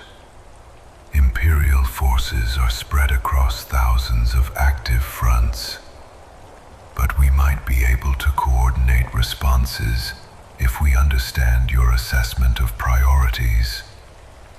Korgan manipulated the displays to show overlapping threat patterns that painted a picture of coordinated destruction beyond anything Imperial intelligence had recognized. Tyrannid hive fleets are moving in patterns that suggest external guidance rather than purely biological imperatives. Necron tomb worlds are awakening according to schedules that correlate with chaos incursion timing. Most disturbing, some chaos forces appear to be using tyrannidid biomass and Necron technology in hybrid weapon systems that combine the worst aspects of all 3 threats. The tactical analysis revealed a level of enemy cooperation that Imperial doctrine insisted was impossible. Chaos forces were supposedly too chaotic for long-term strategic planning. Tyrannids were allegedly purely biological entities following instinctive patterns. Necrons were believed to be motivated solely by ancient grudges against organic life. The possibility that these 3 threats might be coordinating their efforts had never been taken into consideration by Imperial strategists. Our deepest concern involves what we term convergence events, locations where chaos corruption, tyrannid infestation, and Necron awakening occur within the same time frame. Analytical analysis suggests these represent testing sites for new forms of warfare that combine supernatural manipulation, biological adaptation, and technological supremacy. Memnia continued, highlighting specific systems where multiple threats had appeared simultaneously. Independent human governments cannot survive such convergent threats through military action alone. We need technological cooperation, strategic coordination, and resource sharing on a scale that transcends current political boundaries. The question is whether your Imperium possesses the flexibility to accept such cooperation. The Khal's augmetic fingers traced patterns in the air as he contemplated tactical possibility that made conventional warfare seem inadequate. What specific forms of cooperation do your strategists recommend? Korgan activated displays showing technological capabilities that could revolutionize Imperial defensive capacity. Combined manufacturing systems that could triple Imperial war material production within standard decades. Quantum communication networks that would allow real-time coordination across galactic distances. Gravitational weapon systems that could destroy hive fleets before they reached inhabited systems. AI-assisted strategic planning that could predict enemy movements with unprecedented accuracy. The catalog of assistance was breathtaking in scope. Every major limitation that constrained Imperial military capability could apparently be addressed through cooperation with the Leagues. Yet accepting such aid would require acknowledging that Imperial technology was fundamentally inferior to alternatives developed by humans who had never accepted the Emperor's authority. The Ancestor cores have also identified potential solutions to the Golden Throne's deterioration. Analysis of quantum mechanical decay patterns suggests the system will achieve critical failure within the next 2 centuries, unless fundamental design modifications are implemented. We possess the technological capability to prevent such failure, but only if Imperial authorities are willing to accept assistance from artificial intelligences. Memnir added with mechanical precision. The offer struck at the heart of Imperial civilization's greatest fear. The Golden Throne's failure would mean the Emperor's death and the collapse of the Astronomicon, leaving human space defenseless against chaos corruption and effectively ending the Imperium as a viable political entity. Yet preventing such catastrophe would require accepting help from the very technologies that Imperial doctrine declared anathema. Thoric shut down the holographic displays with a gesture that conveyed both determination and resignation. These decisions cannot be made at our level. Explorator, we've provided you with intelligence that could save both our civilizations. But the choice of how to use that information rests with minds that possess the authority to reshape Imperial doctrine. The question now is whether your leaders will choose survival over ideological purity when the stakes become clear. As the briefing concluded, Valdek realized that first contact with the Leagues of Votann had evolved far beyond a simple diplomatic encounter. They had uncovered evidence of threats that could destroy human civilization and potential solutions that could ensure its survival, but only if the Imperium proved capable of abandoning assumptions that had defined its identity for 10 millennia. The weight of that choice would ultimately rest with the High Lords of Terra, assuming the information could reach them before the galaxy's mounting crises made such decisions irrelevant. The final day of cultural exchange took place in the Grudge Bearer's memorial chamber. A vast, spherical space where the walls themselves served as interactive archives, displaying 10,000 years of kin history. As Valdek walked through holographic recreations of momentous events, he found himself confronting a version of human development that challenged every assumption about civilization, progress, and the price of survival in a hostile galaxy. Grimnir Corgan moved through the displays with the reverent care of someone who had personally witnessed many of the events depicted. His ancient hands gestured at scenes of exploration, discovery, and technological advancement that painted a picture of unbroken cultural continuity spanning millennia. Behold the true history of humanity's expansion into the galactic core. Tech priest. No great crusades. No planetary exterminations. No suppression of knowledge in favor of dogmatic purity. Just steady progress, driven by necessity, cooperation, and respect for the wisdom of those who came before. Your people achieved everything the Emperor claimed to seek. Technological supremacy, peaceful expansion, cooperation between different factions of humanity. How did you avoid the conflicts that have defined Imperial history? Perhaps because we never assumed that unity required uniformity. tech priest. The different leagues maintain distinct cultures, religious practices, and governmental systems, while cooperating on matters of common concern. We celebrate diversity rather than demanding conformity. The ancient Grimnir's expression grew contemplative as he considered questions that struck at fundamental assumptions about human nature and political organization.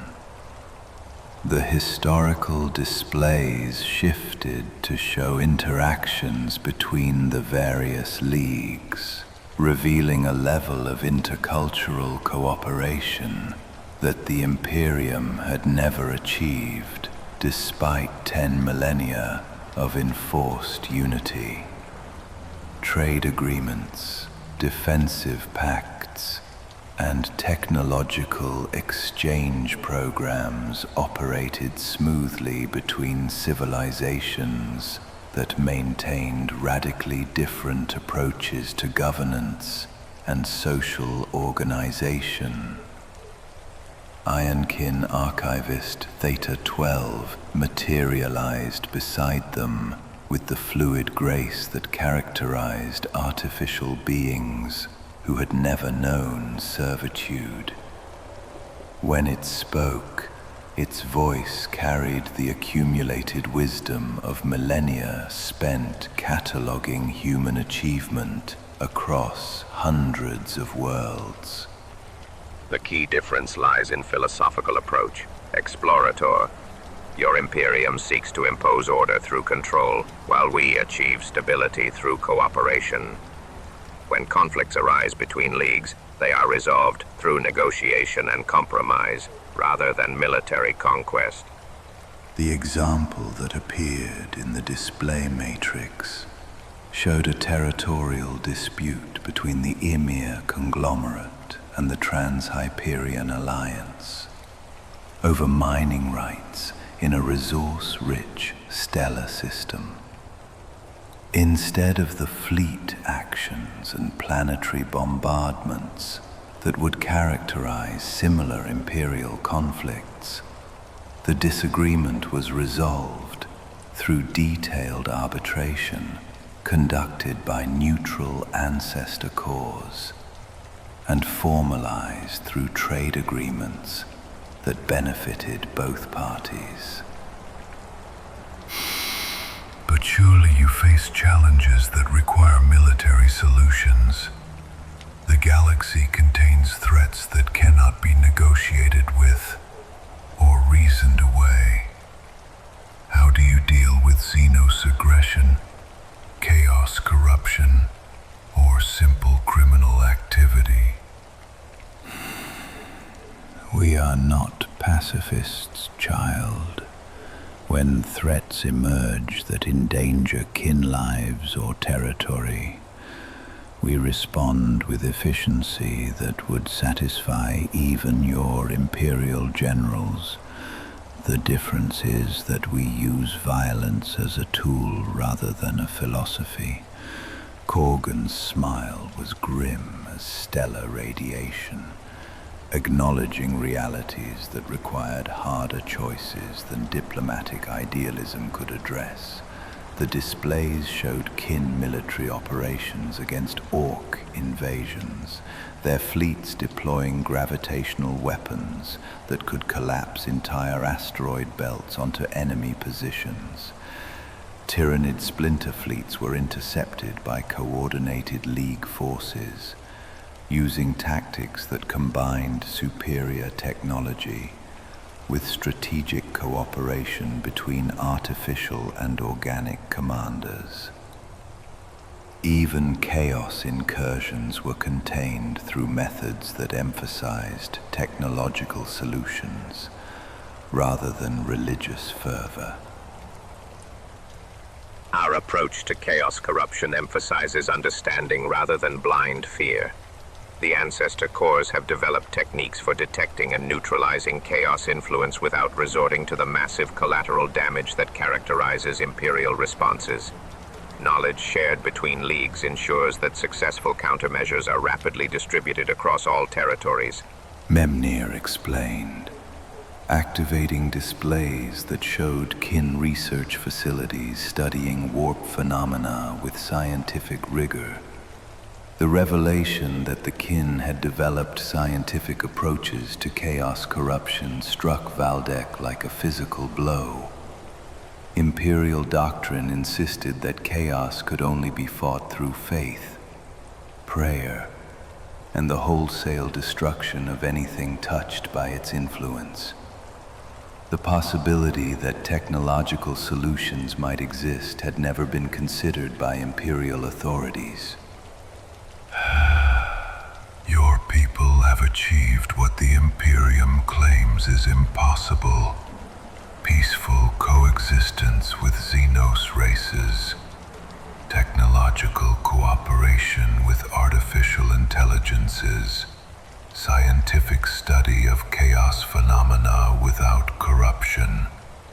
Yet you remain recognizably human, maintaining cultural continuity across 10 millennia. How do you explain this apparent contradiction? The question touched on matters that went beyond politics or technology to fundamental questions about human nature and civilization's ultimate goals. Korgan's ancient eyes fixed on Valdek with something approaching paternal concern as he formulated his response. Perhaps the contradiction exists only in your assumptions, Tech Priest. Your Imperium believes that strength comes from purity, that survival requires constant warfare, that progress threatens stability. We learned different lessons from the same galaxy. Strength comes from adaptation. Survival requires cooperation. And progress is stability. The alternative is stagnation and eventual extinction. Your Imperium's current trajectory leads to systemic collapse within 2 centuries, as resources are exhausted fighting endless wars against threats that could be neutralized through technological solutions. Our path suggests sustainable expansion, continued technological advancement, and eventual cooperation with other sapient species in building galactic civilization that serves all participants. Memnir activated final displays showing projections of potential futures for human civilization. The contrasting futures painted starkly different pictures of humanity's potential destiny. Imperial projections showed heroic last stands, glorious sacrifices, and ultimate extinction in the face of overwhelming odds. Kin scenarios depicted careful expansion, technological transcendence, and the gradual transformation of the galaxy into interesting paradise through applied intelligence and cooperative effort. As the displays faded, Valdek found himself contemplating possibilities that challenged everything he had been taught about survival, progress, and the price of maintaining human civilization. The kin had achieved what the Emperor himself might have envied: a stable, prosperous, technologically advanced human civilization that had maintained its essential humanity while adapting to galactic realities. Your people represent what the Imperium might have become under different circumstances. The question now is whether our civilizations can find common ground despite 10 millennia of divergent development. That choice rests with your leaders, Tech Priest.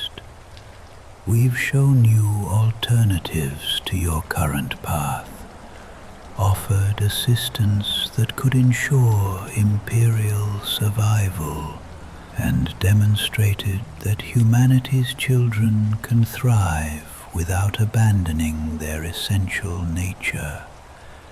Whether your Imperium possesses the wisdom to accept such gifts remains to be seen. Grimnir Corgan's expression conveyed both hope and deep skepticism as he considered the possibilities for future cooperation.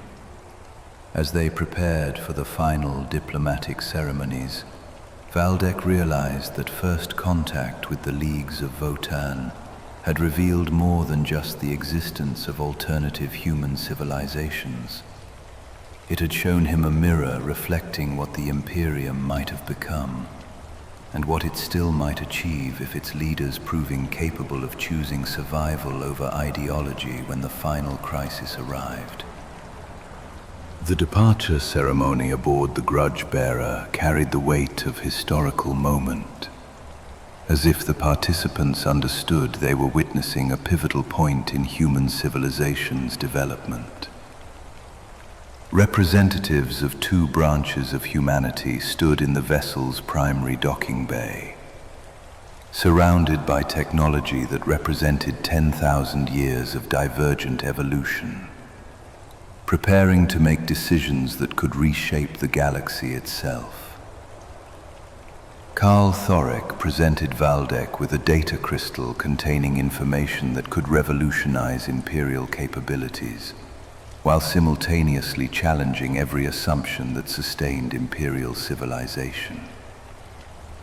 The crystal itself was a marvel of kin engineering, its quantum crystalline matrix capable of storing more information than entire Mechanicus archive complexes. This contains everything we can safely share with Imperial authorities. Explorator, technological specifications that could triple your manufacturing capacity, strategic intelligence about threats your people haven't yet recognized, and most importantly, the historical records that prove cooperation between our civilizations was once possible and could be again. The weight of the data crystal seemed to press against Valdek's augmetic hand like the burden of futures yet unborn. Everything he had witnessed during his time aboard the kin vessel could be dismissed as elaborate deception, if not for the irrefutable evidence contained within this crystalline matrix. The challenge now lay in determining how such revelations would be received by minds conditioned to reject anything that contradicted established doctrine. Grimnir Corgan stepped forward of the measured pace of someone whose decisions had shaped the destinies of entire civilizations. His ancient eyes fixed on Valdek with intensity that seemed to peer directly into his augmetic soul. Understand the magnitude of what you carry, child of Terra.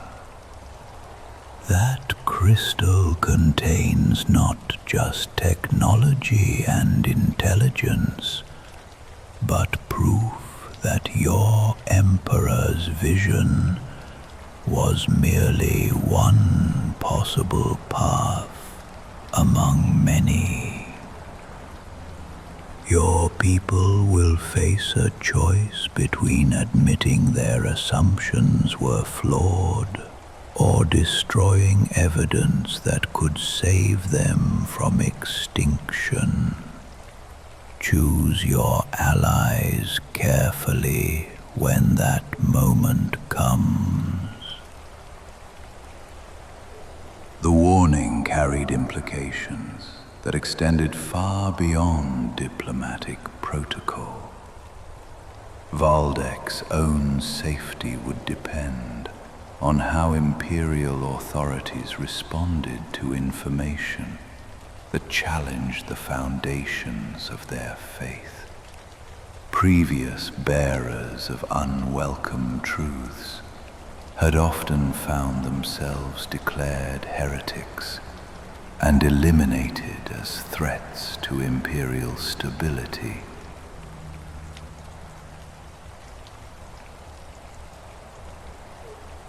Ironkin strategist Memnia approached with data streams flowing across its optical sensors, calculating probability matrices for various Imperial response scenarios.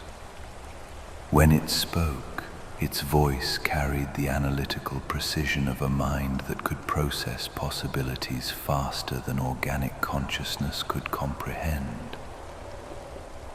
Statistical analysis suggests 67.3% probability that immediate Imperial response will involve attempts to suppress or destroy this information rather than acting upon it constructively. However, mounting external pressures may force eventual reconsideration once conventional approaches prove inadequate. Your personal survival probability increases significantly if you present these revelations as potential solutions rather than challenges to established doctrine. The tactical advice from an artificial intelligence represented everything Imperial doctrine declared impossible. A thinking machine offering genuine counsel to protect human life, rather than seeking to manipulate or destroy it. Yet Memnia's concern for Valdek's welfare seemed entirely authentic, suggesting emotional investment that transcended simple programming parameters. Valdek found himself weighing options that would determine not just his own fate, but potentially the future relationship between the Imperium and the most advanced human civilization the galaxy had ever produced. Every word he spoke in his eventual reports would be scrutinized by minds that possessed the authority to declare holy war or begin unprecedented cooperation. The intelligence you've shared suggests threats that could destroy both our civilizations within centuries. Surely even the most conservative Imperial authorities would recognize the necessity of cooperation when faced with extinction. Conservative authorities are often the most resistant to necessary change. Explorator, your Imperium has survived 10 millennia by rejecting alternatives to established doctrine. Convincing such minds to accept fundamental revisions will require either overwhelming evidence of immediate threat or the emergence of leaders willing to risk their own positions for greater good. Thoric's expression suggested skeptical assessment of Imperial flexibility based on painful historical experience. The observation highlighted the central challenge facing any attempt at Imperial League cooperation. Change within Imperial power structures typically occurred through crisis response rather than proactive adaptation. Unless immediate threats forced reconsideration of established policies, institutional inertia would likely prevent any meaningful cooperation regardless of potential benefits. Korgan activated holographic displays showing the current galactic situation with brutal clarity. Chaos incursions expanding across multiple sectors. Tyrannid fleets probing Imperial defenses with increasing coordination.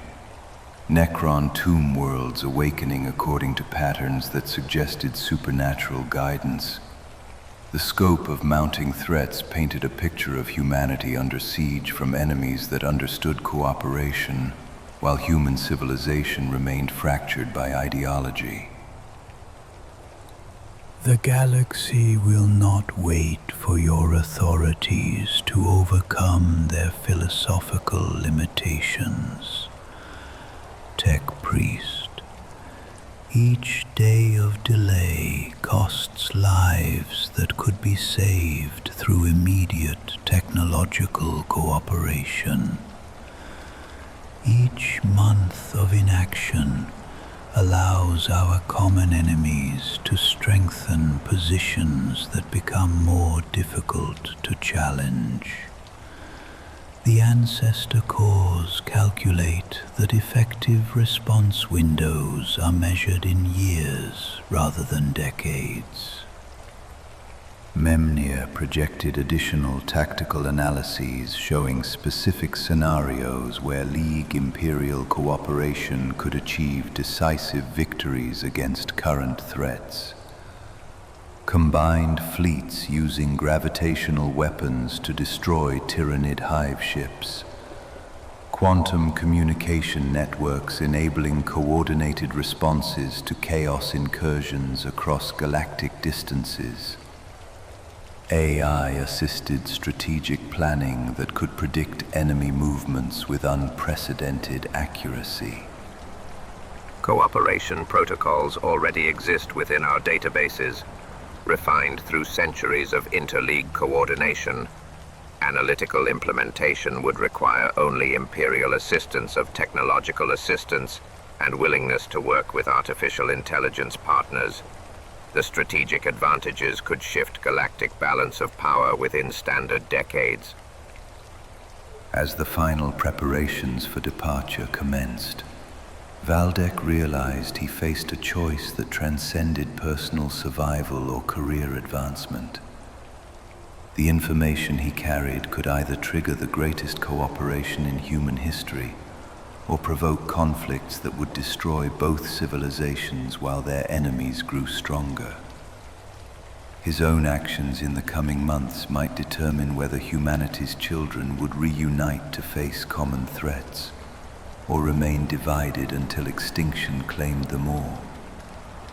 I will present your evidence to Imperial authorities with all the conviction my augmetic throat can process.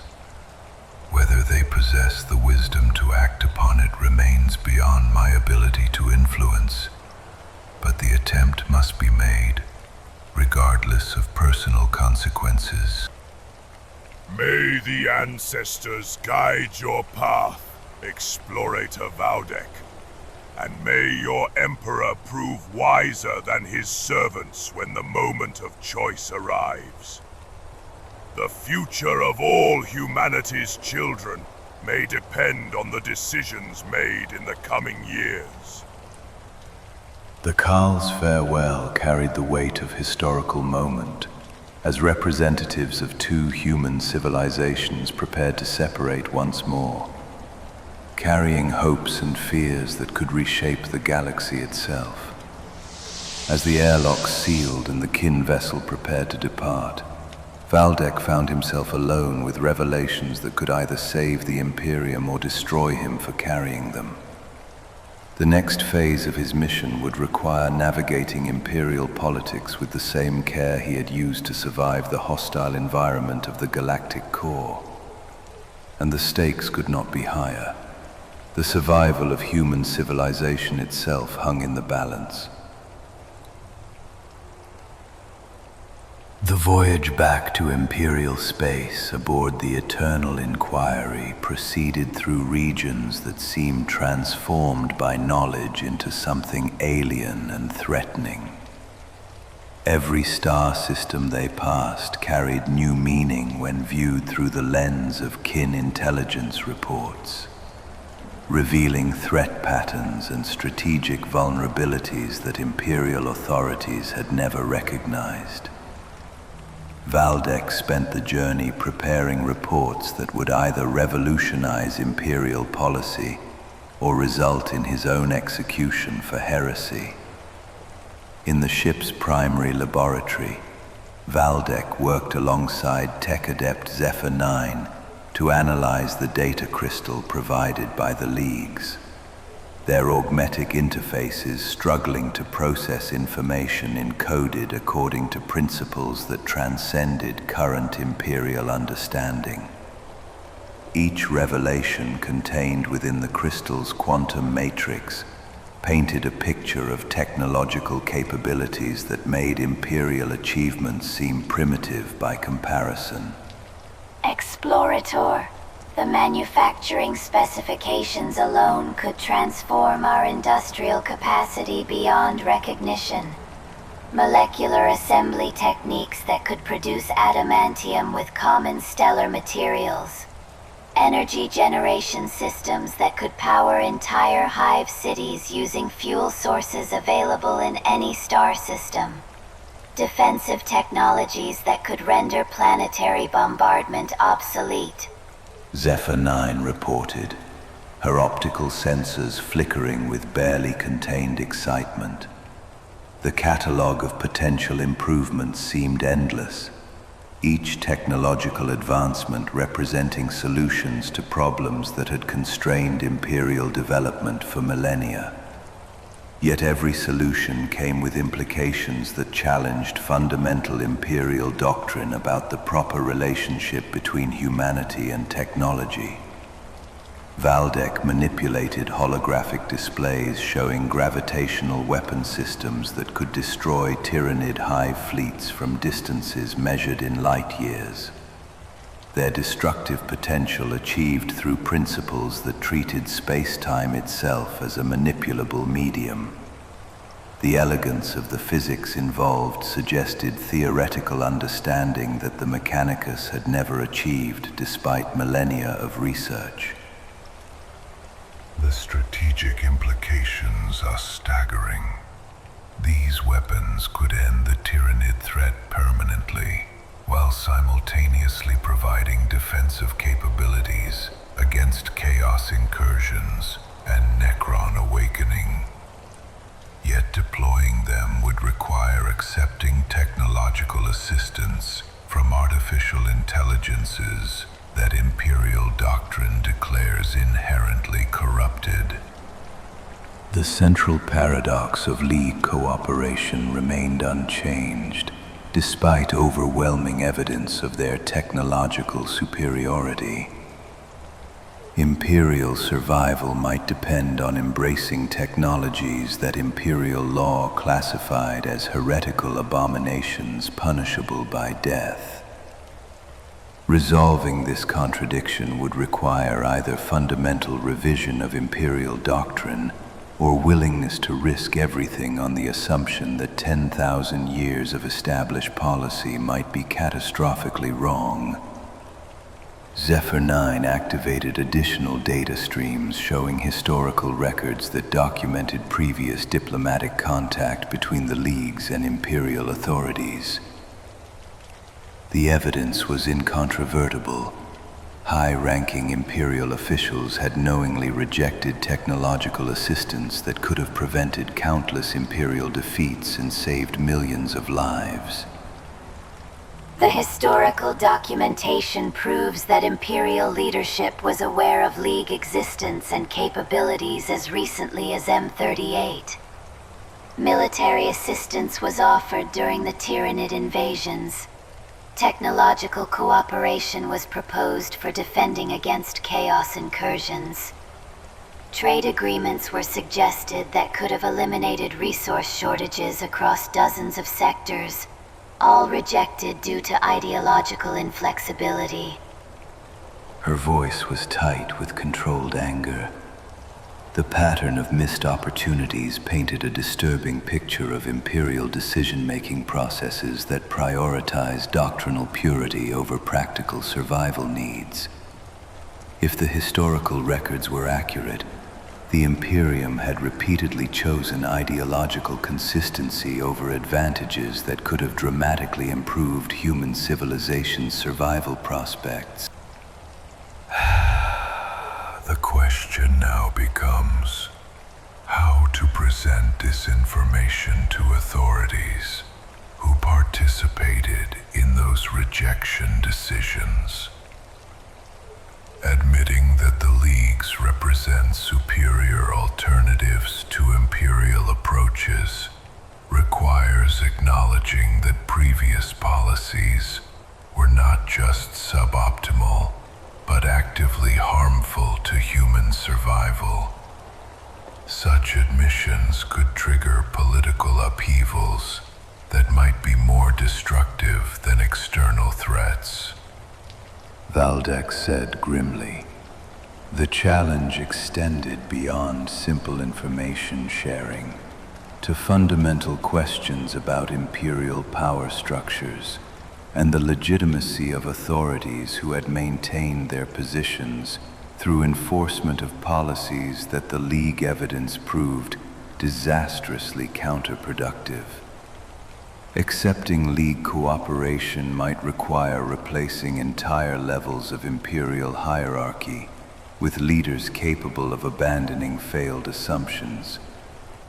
As the ship approached Imperial space, long-range sensors detected increased fleet movements, suggesting military preparations for conflicts whose scope exceeded anything in recent Imperial history. Chaos incursions were expanding across multiple sectors, while Tyrannid probe fleets tested defenses that had proven inadequate in previous encounters. The tactical situation was deteriorating faster than Imperial replacement capabilities could compensate. The timing could not be worse.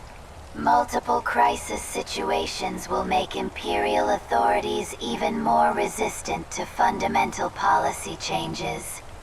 They'll want immediate solutions rather than long-term strategic cooperation that requires acknowledging previous failures. Zephyr 9 observed, analyzing threat projections that painted an increasingly desperate picture of Imperial defensive capacity. Valdek contemplated the cruel irony that the Imperium's greatest need for League assistance coincided with conditions that made accepting such aid politically impossible. Crisis situations typically triggered increased reliance on established doctrine rather than openness to alternative approaches. The more desperate Imperial circumstances became, the less likely authorities would be to consider revolutionary solutions. Perhaps the approach should emphasize immediate tactical advantages rather than long-term strategic cooperation.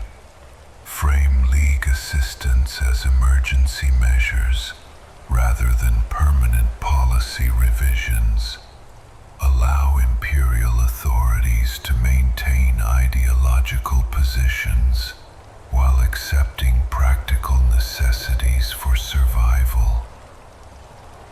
He mused, considering presentation strategies that might overcome institutional resistance.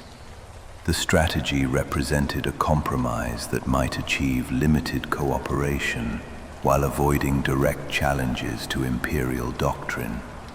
Yet such an approach would prevent the fundamental cooperation that League intelligence suggested was necessary for addressing the galaxy's mounting threats effectively. As the Eternal Inquiry prepared for final approach to Imperial space, Valdek faced the reality that his mission had succeeded beyond all possible expectations, while simultaneously creating challenges that might prove impossible to overcome.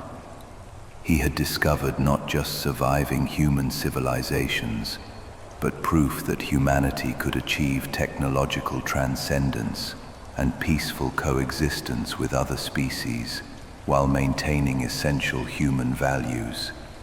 Yet transmitting such knowledge to Imperial authorities carried risks that extended far beyond personal safety to potential consequences for galactic stability itself. The wrong response could trigger conflicts between human civilizations that would leave both weakened while their common enemies grew stronger. The next few months will determine whether first contact with the Leagues represents the beginning of humanity's greatest cooperation or the trigger for its final civil war. Either way, the galaxy will never be the same once this information reaches Terra, Valdek said as Imperial space grew larger on the viewing screens. the weight of that responsibility pressed against his augmetic nervous system like gravitational force from a collapsing star. Soon, decisions would be made by minds that possessed the authority to reshape human civilization or destroy it in the attempt. And Valdek could only hope that 10,000 years of Imperial experience had produced leaders capable of choosing survival over ideology when the ultimate test arrived. The Gothic halls of the Imperial Palace had witnessed 10,000 years of momentous decisions, but few meetings in its history carried stakes as high as the emergency session convened to address Explorator Valdek's report.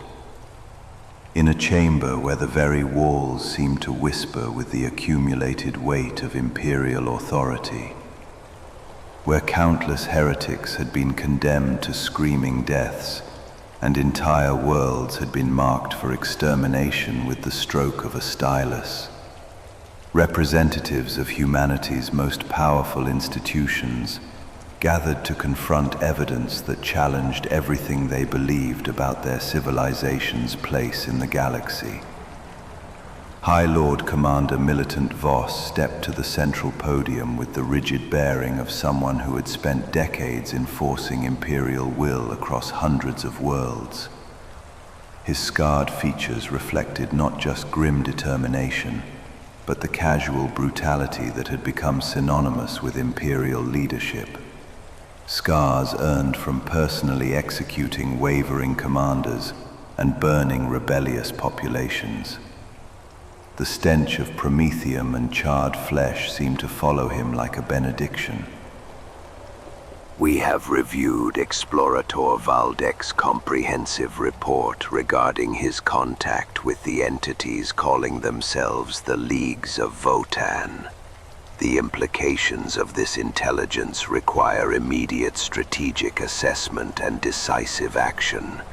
Fabricator General, please summarize the technological claims presented in this documentation before we determine whether this constitutes evidence of xenos infiltration requiring correction.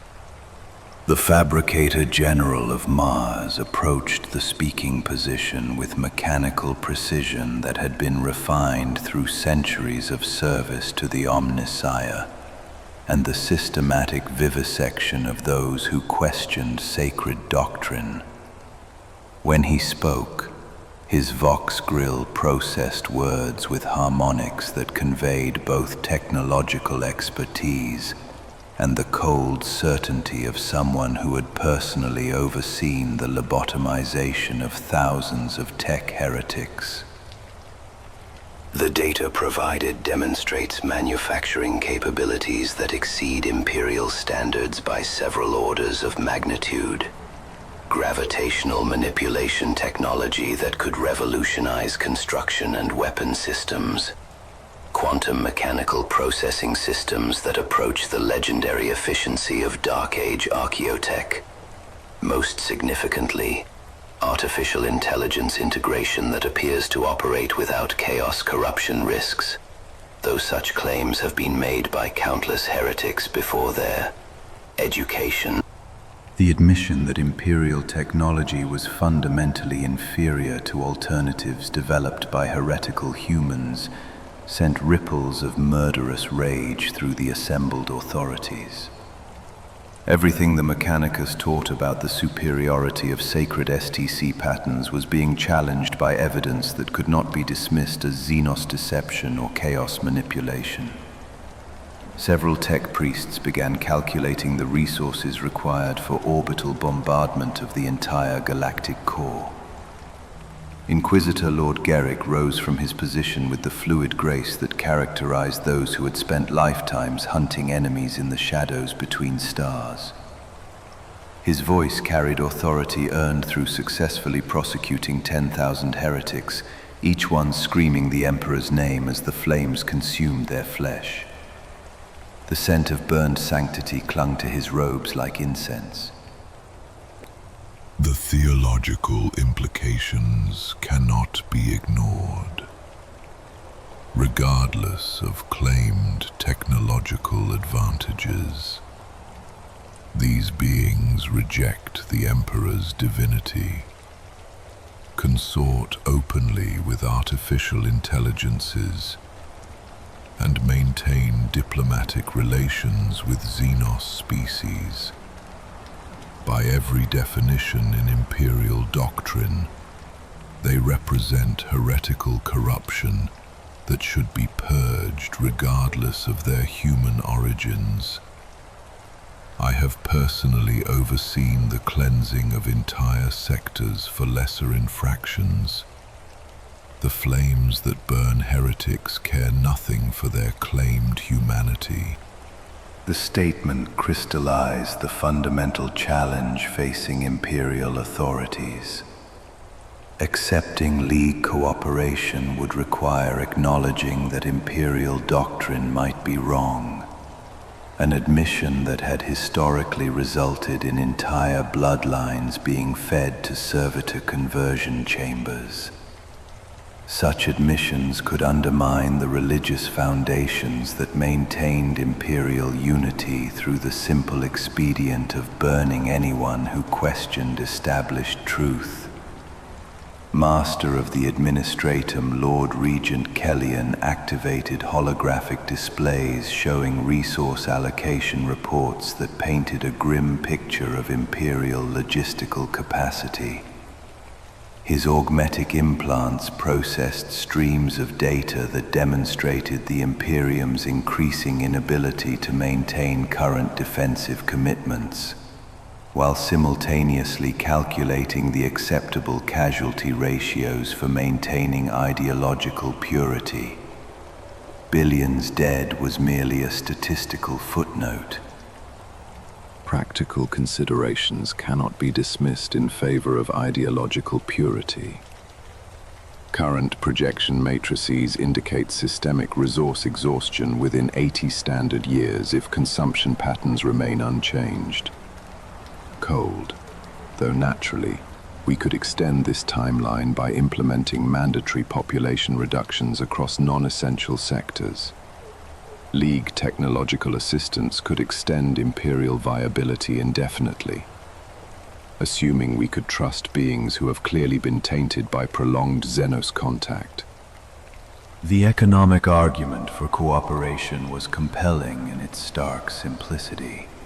Yet the Administratum had maintained Imperial efficiency through the simple expedient of working entire populations to death and replacing them with fresh conscripts.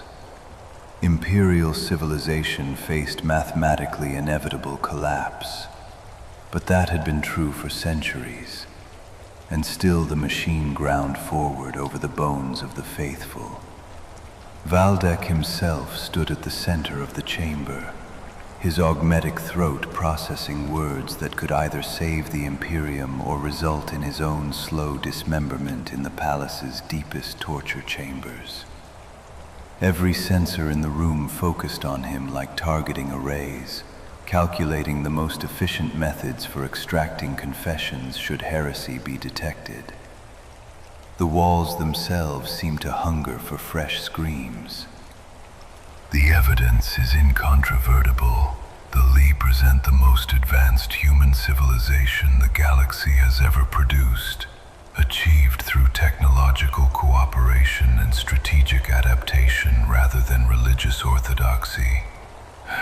They offer assistance that could ensure Imperial survival, but only if we prove capable of setting aside doctrinal assumptions that may have outlived their usefulness. Cooperation with these entities would require fundamental revision of Imperial doctrine regarding artificial intelligence, xenos contact, and religious authority. Such changes could trigger civil wars that make external threats irrelevant. Or we could simply sterilize the galactic core and claim the technology from the ashes, as we have done with lesser challenges to Imperial authority. The High Lord Commander's expression reflected not agonizing complexity, but the cold calculation of someone who had ordered the deaths of billions for far lesser infractions. Genocide was simply another tool in the Imperial arsenal, to be deployed when diplomacy proved insufficient. The STC patterns alone could restore Imperial manufacturing to Dark Age efficiency levels. Yet accepting artificial intelligence assistance contradicts 10 millennia of established doctrine. Doctrine written in the blood of those who dared question the wisdom of the Omnissiah. Perhaps these beings could be persuaded to share their knowledge under more controlled circumstances. The Fabricator General's optical sensors flickered with calculations involving lobotomization procedures and forced knowledge extraction. The Mechanicus had perfected techniques for hollowing out minds while preserving technical knowledge, leaving empty shells that could recite formulae while their souls screamed in mechanical torment. Doctrinal flexibility in the face of temptation has historically led to chaos infiltration and systematic corruption. These offers of technological assistance may represent sophisticated heretical manipulation designed to weaken Imperial resolve. I have seen entire Forge worlds consumed by such cooperation. The pyres burned for months, and still the screaming echoes in the warp. Inquisitor Lord Gerrick's voice carried the cold certainty of someone who had devoted his life to defending Imperial purity by drowning it in the blood of the faithful. His methods had reduced waved entire subsectors to ash, but the doctrine remained pure. Statistical analysis indicates 23% probability of Imperial civilization surviving the next 2 centuries without significant technological advancement or strategic cooperation with major powers. Though naturally, survival probabilities increase significantly if we implement comprehensive population culling to reduce resource consumption.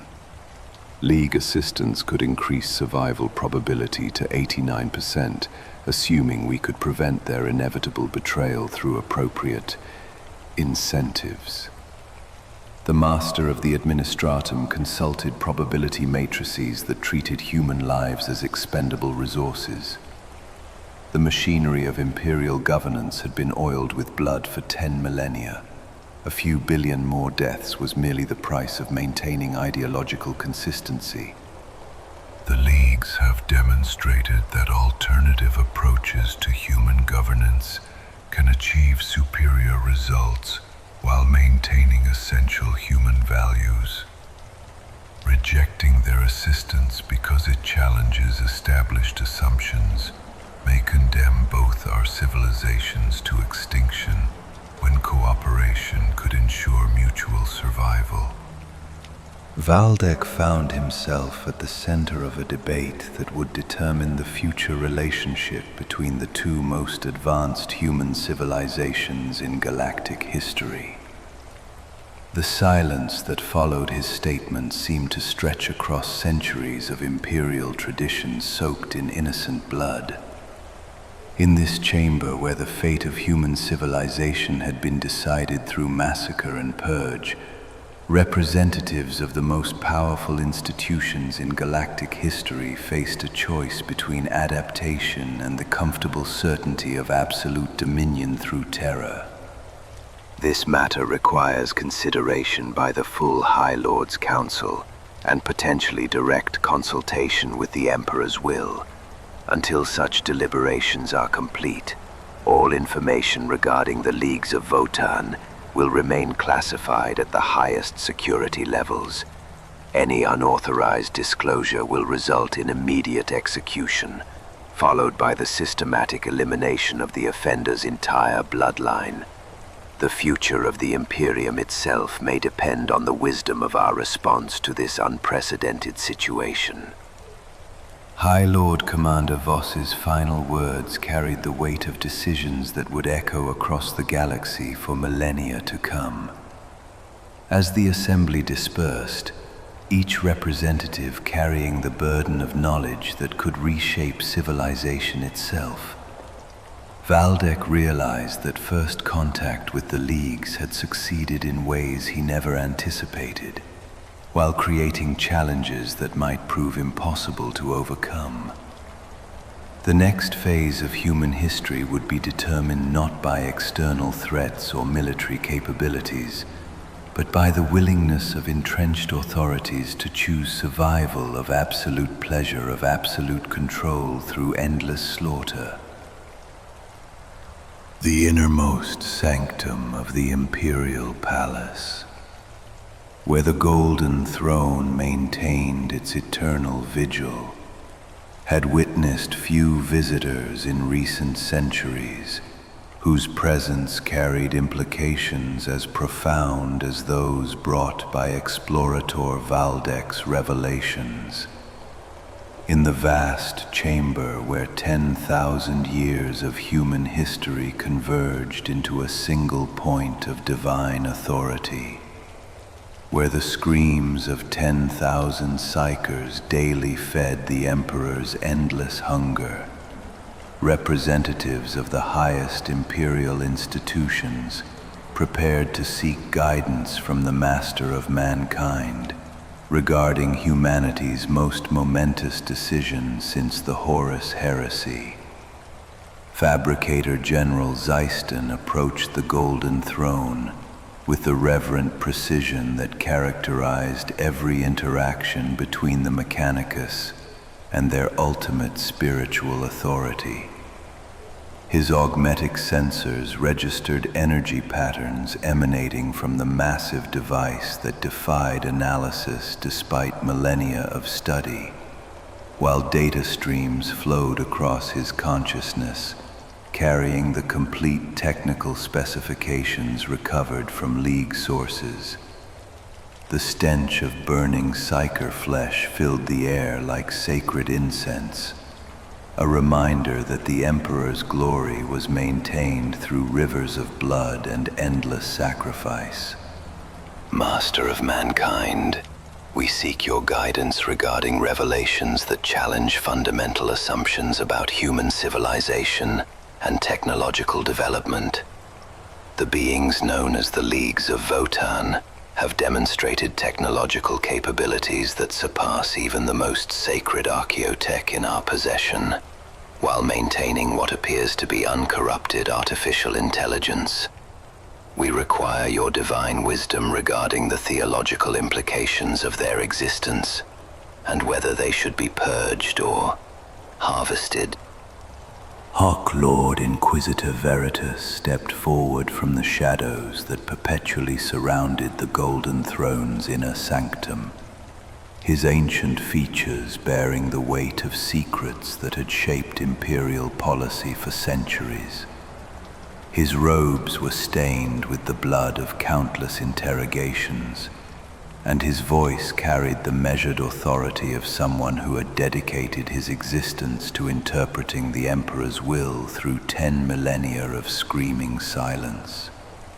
The theological challenges extend beyond mere technological superiority. These beings claim to have achieved everything the Great Crusade sought to accomplish: unity of human purpose, peaceful coexistence with xenos species, technological advancement without chaos corruption. Yet they accomplished these goals through means that Imperial doctrine declares impossible or heretical. I have burned entire sectors for lesser deviations from established truth. The question becomes whether their claimed humanity makes them worthy of slow death rather than immediate annihilation. The observation struck at the heart of Imperial legitimacy with surgical precision. If the Leagues represented proof that alternative approaches to human governance could achieve superior results, then the entire foundation of Imperial authority came into question. The Emperor's vision might represent only one possible path among many, rather than the divine mandate that justified the endless slaughter that sustained Imperial civilization. Such thoughts had historically resulted in entire bloodlines being fed to the corpse grinders. Valdek approached the Golden Throne with reverent caution, his augmetic sensors registering energy patterns that defied analysis despite millennia of Mechanicus study. The massive device hummed with power that seemed to transcend normal physical laws, its golden surfaces reflecting light that carried undertones of warp energy carefully contained within technological matrices of impossible complexity. The screams of dying psychers echoed through hidden chambers below, their life force consumed to maintain the Emperor's eternal torment.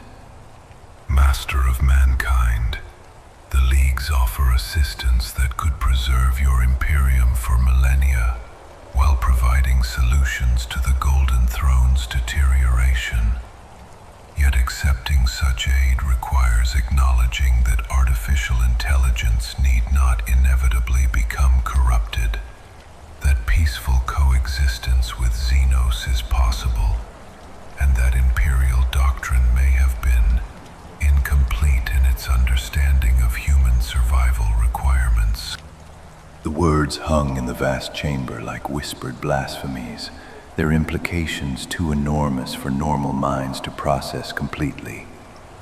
For 10,000 years, the Golden Throne had maintained its eternal vigil while Imperial civilization struggled against threats that the Leagues claimed could be neutralized through technological cooperation. The possibility that such suffering could have been prevented through different policy choices carried implications that transcended political considerations to touch the very meaning of the Emperor's sacrifice. Billions had died maintaining systems that might have been unnecessary, their agony feeding a machine that could have been perfected millennia ago. The silence that followed seemed to stretch across centuries of accumulated doctrine and established tradition. Deep within the Golden Throne's mechanisms, energies flickered with patterns that might have been consciousness, attempting to communicate across the vast gulf that separated divine transcendence from mortal understanding. Yet no clear answer emerged from the swirling energies that sustained the Emperor's eternal vigil. Only the endless screaming of psychers being consumed to maintain a failing system. The absence of direct guidance suggests that this decision must be made through mortal wisdom rather than divine revelation. Perhaps the Emperor's silence itself represents a test of our ability to adapt Imperial doctrine to changing galactic circumstances. Or perhaps he simply requires more fuel to provide clearer guidance. The psycher tithes could be tripled. The Fabricator General's interpretation carried weight among those who had spent lifetimes seeking to understand the Emperor's will through technological analysis and theological study. If the divine silence represented intentional delegation of authority, rather than simple inability to communicate, then Imperial leaders bore full responsibility for decisions that would determine humanity's future. The screaming from below seemed to intensify, as if the consumed psychers sensed the magnitude of the choice being made. Or perhaps the silence warns us that accepting League assistance would represent fundamental corruption of Imperial principles that could not be tolerated even for survival benefits. The absence of blessing may itself be a form of divine judgment. I have seen the Emperor's wrath manifest in stranger ways. Entire populations consumed by warp storms for lesser infractions. The flames of purification burn brightest when fed by the supposedly righteous. Veritas countered with interpretations that reflected decades of experience in distinguishing divine will from mortal temptation. The challenge lay in determining whether cooperation with the Leagues represented evolution of Imperial doctrine or abandonment of essential principles that had preserved human civilization through 10 millennia of darkness. Each interpretation could justify genocide on an unprecedented scale. Cooperation that might doom the Imperium's soul while preserving its flesh. As they prepared to leave the Golden Throne chamber, Valdek realized that seeking divine guidance had only emphasized the magnitude of the choice facing Imperial authorities.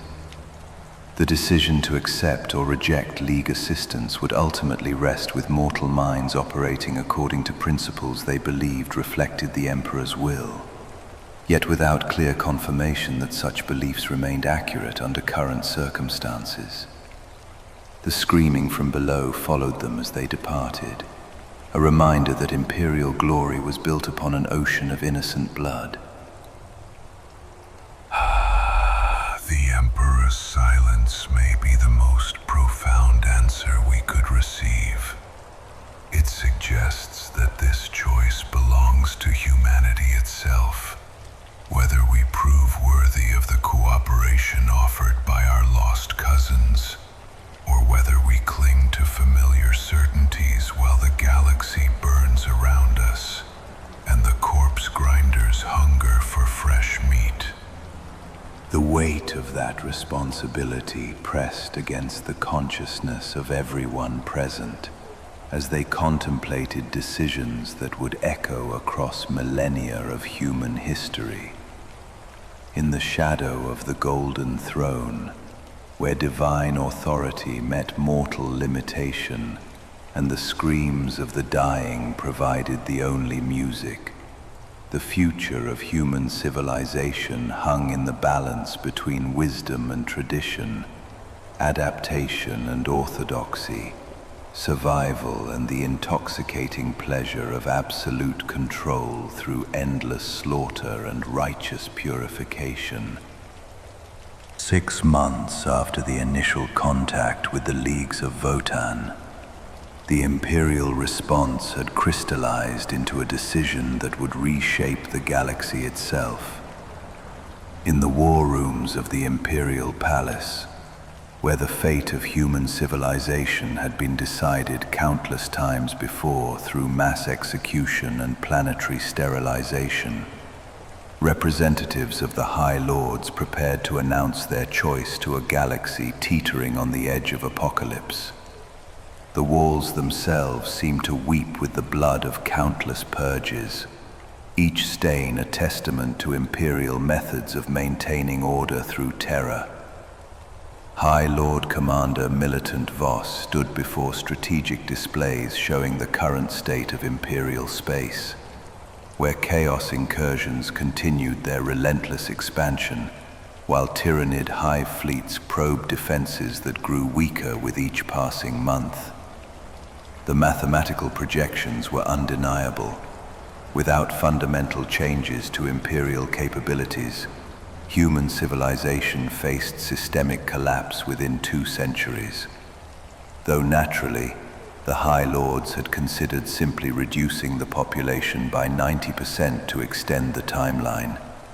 The corpse grinders had been working overtime in preparation. The decision has been reached through unprecedented consultation between the highest authorities of Imperial civilization.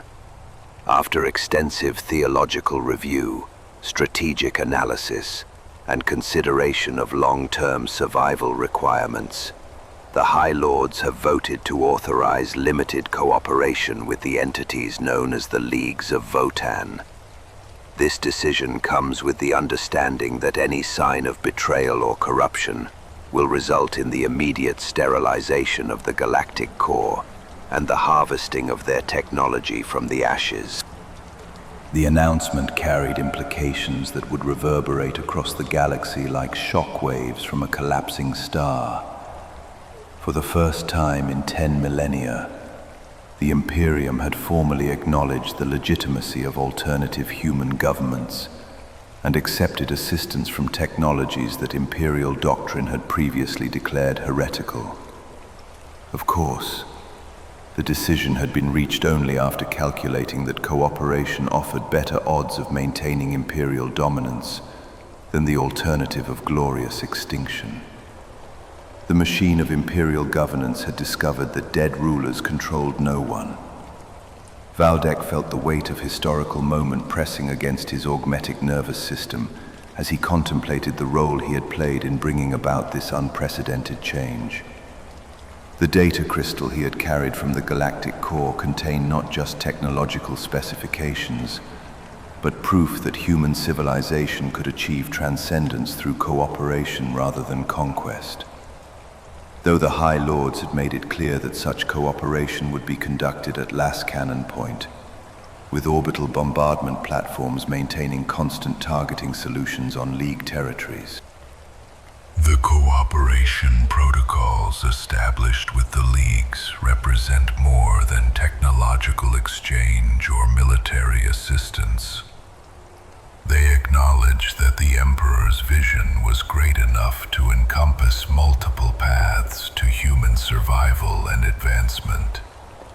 Our lost cousins in the galactic core have shown us what we might become if we prove worthy of their partnership.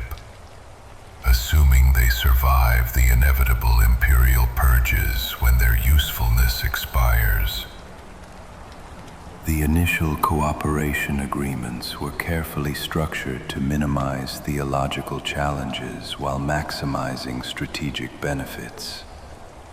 League manufacturing techniques would be implemented gradually through Mechanicus oversight, ensuring that quality control met Imperial standards, while incorporating innovations that could triple production capacity. Naturally, the agreements also included provisions for the systematic lobotomization of League technical specialists should they prove unreliable. Artificial intelligence assistance would be limited to specific applications where chaos corruption risks were minimal, and where the AIs could be efficiently destroyed should they develop inconvenient opinions about Imperial methods. Most significantly, joint military operations would be conducted against common threats, Tyrannid hive fleets, chaos incursions, and Necron awakening events that endangered both civilizations. The combined capabilities of Imperial numerical superiority and League technological advancement promised defensive capacity that could not only halt galactic deterioration but potentially restore human dominance across vast regions of space. Of course, the Imperial definition of joint operations included contingencies for turning League weapons against their creators should circumstances warrant. The Imperium had never met an ally it didn't eventually betray. The first joint operation has already been authorized. A combined fleet action against Hive Fleet Jormungandr's advance elements in the Segmentum Solar. League gravitational weapons will provide primary bombardment capability, while Imperial naval forces conduct tactical coordination and planetary evacuation operations. Naturally, our forces will maintain firing solutions on League vessels throughout the engagement. Should their loyalty prove insufficient, the combined fleet will become a significantly smaller Imperial fleet. The tactical cooperation represented a test case for broader collaboration between civilizations that had developed along divergent lines for 10,000 years. Success would prove that Imperial and League military doctrines could be integrated effectively, despite fundamental differences in technological approach and strategic philosophy. Failure would provide an excellent excuse for implementing the final solution to the League problem that several High Lords had been eagerly planning. The Imperium had perfected the art of turning cooperation into conquest, and the Leagues would learn this lesson in blood if necessary. Beyond immediate military applications, the long-term implications of Imperial League cooperation were staggering in scope. Educational exchange programs would allow Imperial tech adepts to study League manufacturing techniques, while kin engineers examined Imperial mass production systems under heavy guard and with explosive collars to ensure proper behavior. Cultural missions would explore the philosophical differences that had led to such divergent development paths, while seeking common ground for continued collaboration. Assuming the cultural exchanges survived the inevitable purges when Imperial authorities decided the Leagues had outlived their usefulness. Perhaps most remarkably, preliminary discussions had begun regarding potential solutions to the Golden Throne's deterioration. League quantum mechanical engineers believed they could stabilize the device's failing systems while maintaining its essential functions, potentially extending the Emperor's vigil indefinitely, without requiring the massive psychic sacrifices that sustained current operations. Of course, any League personnel working on the Golden Throne would be subjected to immediate lobotomization afterward, ensuring their silence while preserving their technical knowledge for Imperial use. The cooperation agreements include provisions for theological dialogue between Imperial ecclesiarchy representatives and League ancestor cores. The artificial intelligences that guide kin civilization have expressed willingness to discuss their understanding of human spiritual needs and divine authority. Such exchanges could illuminate aspects of the Emperor's nature that 10 millennia of Imperial theology has been unable to fully comprehend. Assuming the AI survive the inevitable attempts to capture and dissect them for Imperial study. The prospect of theological dialogue with artificial intelligences represented either the greatest opportunity for spiritual advancement in Imperial history, or the most sophisticated heretical temptation ever encountered. The ancestor cores claimed to possess wisdom accumulated across millennia of guiding human development, including insights into the nature of consciousness, spirituality, and divine authority that could revolutionize Imperial understanding of the Emperor's true nature.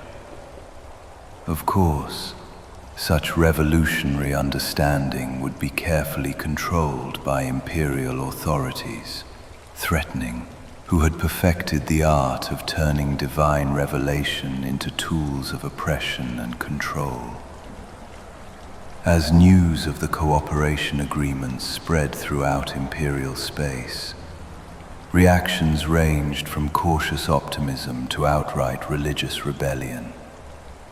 Some sectors, while others declared the agreements heretical and began preparing for civil war, rather than accept cooperation with artificial intelligences and alien-influenced humans. The Imperium had always maintained unity through the simple expedient of burning anyone who disagreed, and the pyres were already being prepared for those who questioned the wisdom of Imperial policy. The challenges ahead will test Imperial unity more severely than any external threat we have faced. Yet the alternative to adaptation is extinction, and the Emperor's children have not survived 10 millennia of darkness to surrender when hope finally appears among the stars. Those who question the wisdom of this decision will discover that Imperial justice burns as brightly as ever. The cooperation with the Leagues changes nothing about our commitment to maintaining order through superior firepower and righteous purification. The first League diplomatic mission to Terra was scheduled to arrive within the year, carrying representatives who would establish permanent liaison offices and begin the complex process of integrating two radically different approaches to human civilization. The delegation would include Khal military advisors, Brokir engineering specialists, and most controversially, Ironkin artificial intelligences, whose presence on Terra would mark the first time thinking machines had operated openly within Imperial space since the Age of Strife. Of course, the delegates would be subjected to constant surveillance, regular interrogation, and the ever-present threat of immediate execution should they prove insufficiently cooperative. Valdek realized that his mission to investigate strange signals in the galactic core had achieved something unprecedented in Imperial history. The discovery that humanity's future need not be defined by endless struggle against impossible odds. The Leagues of Votann represented proof that human civilization could transcend its current limitations while maintaining essential human values.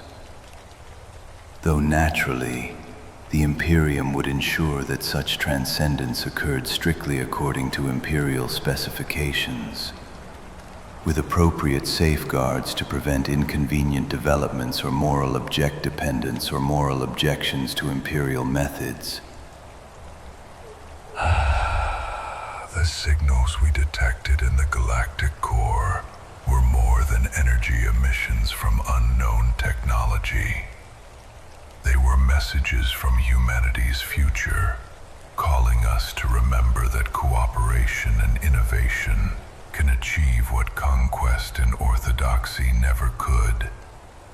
The age of isolation is ending, and the age of true human unity is about to begin, assuming the Leagues survive their introduction to Imperial hospitality.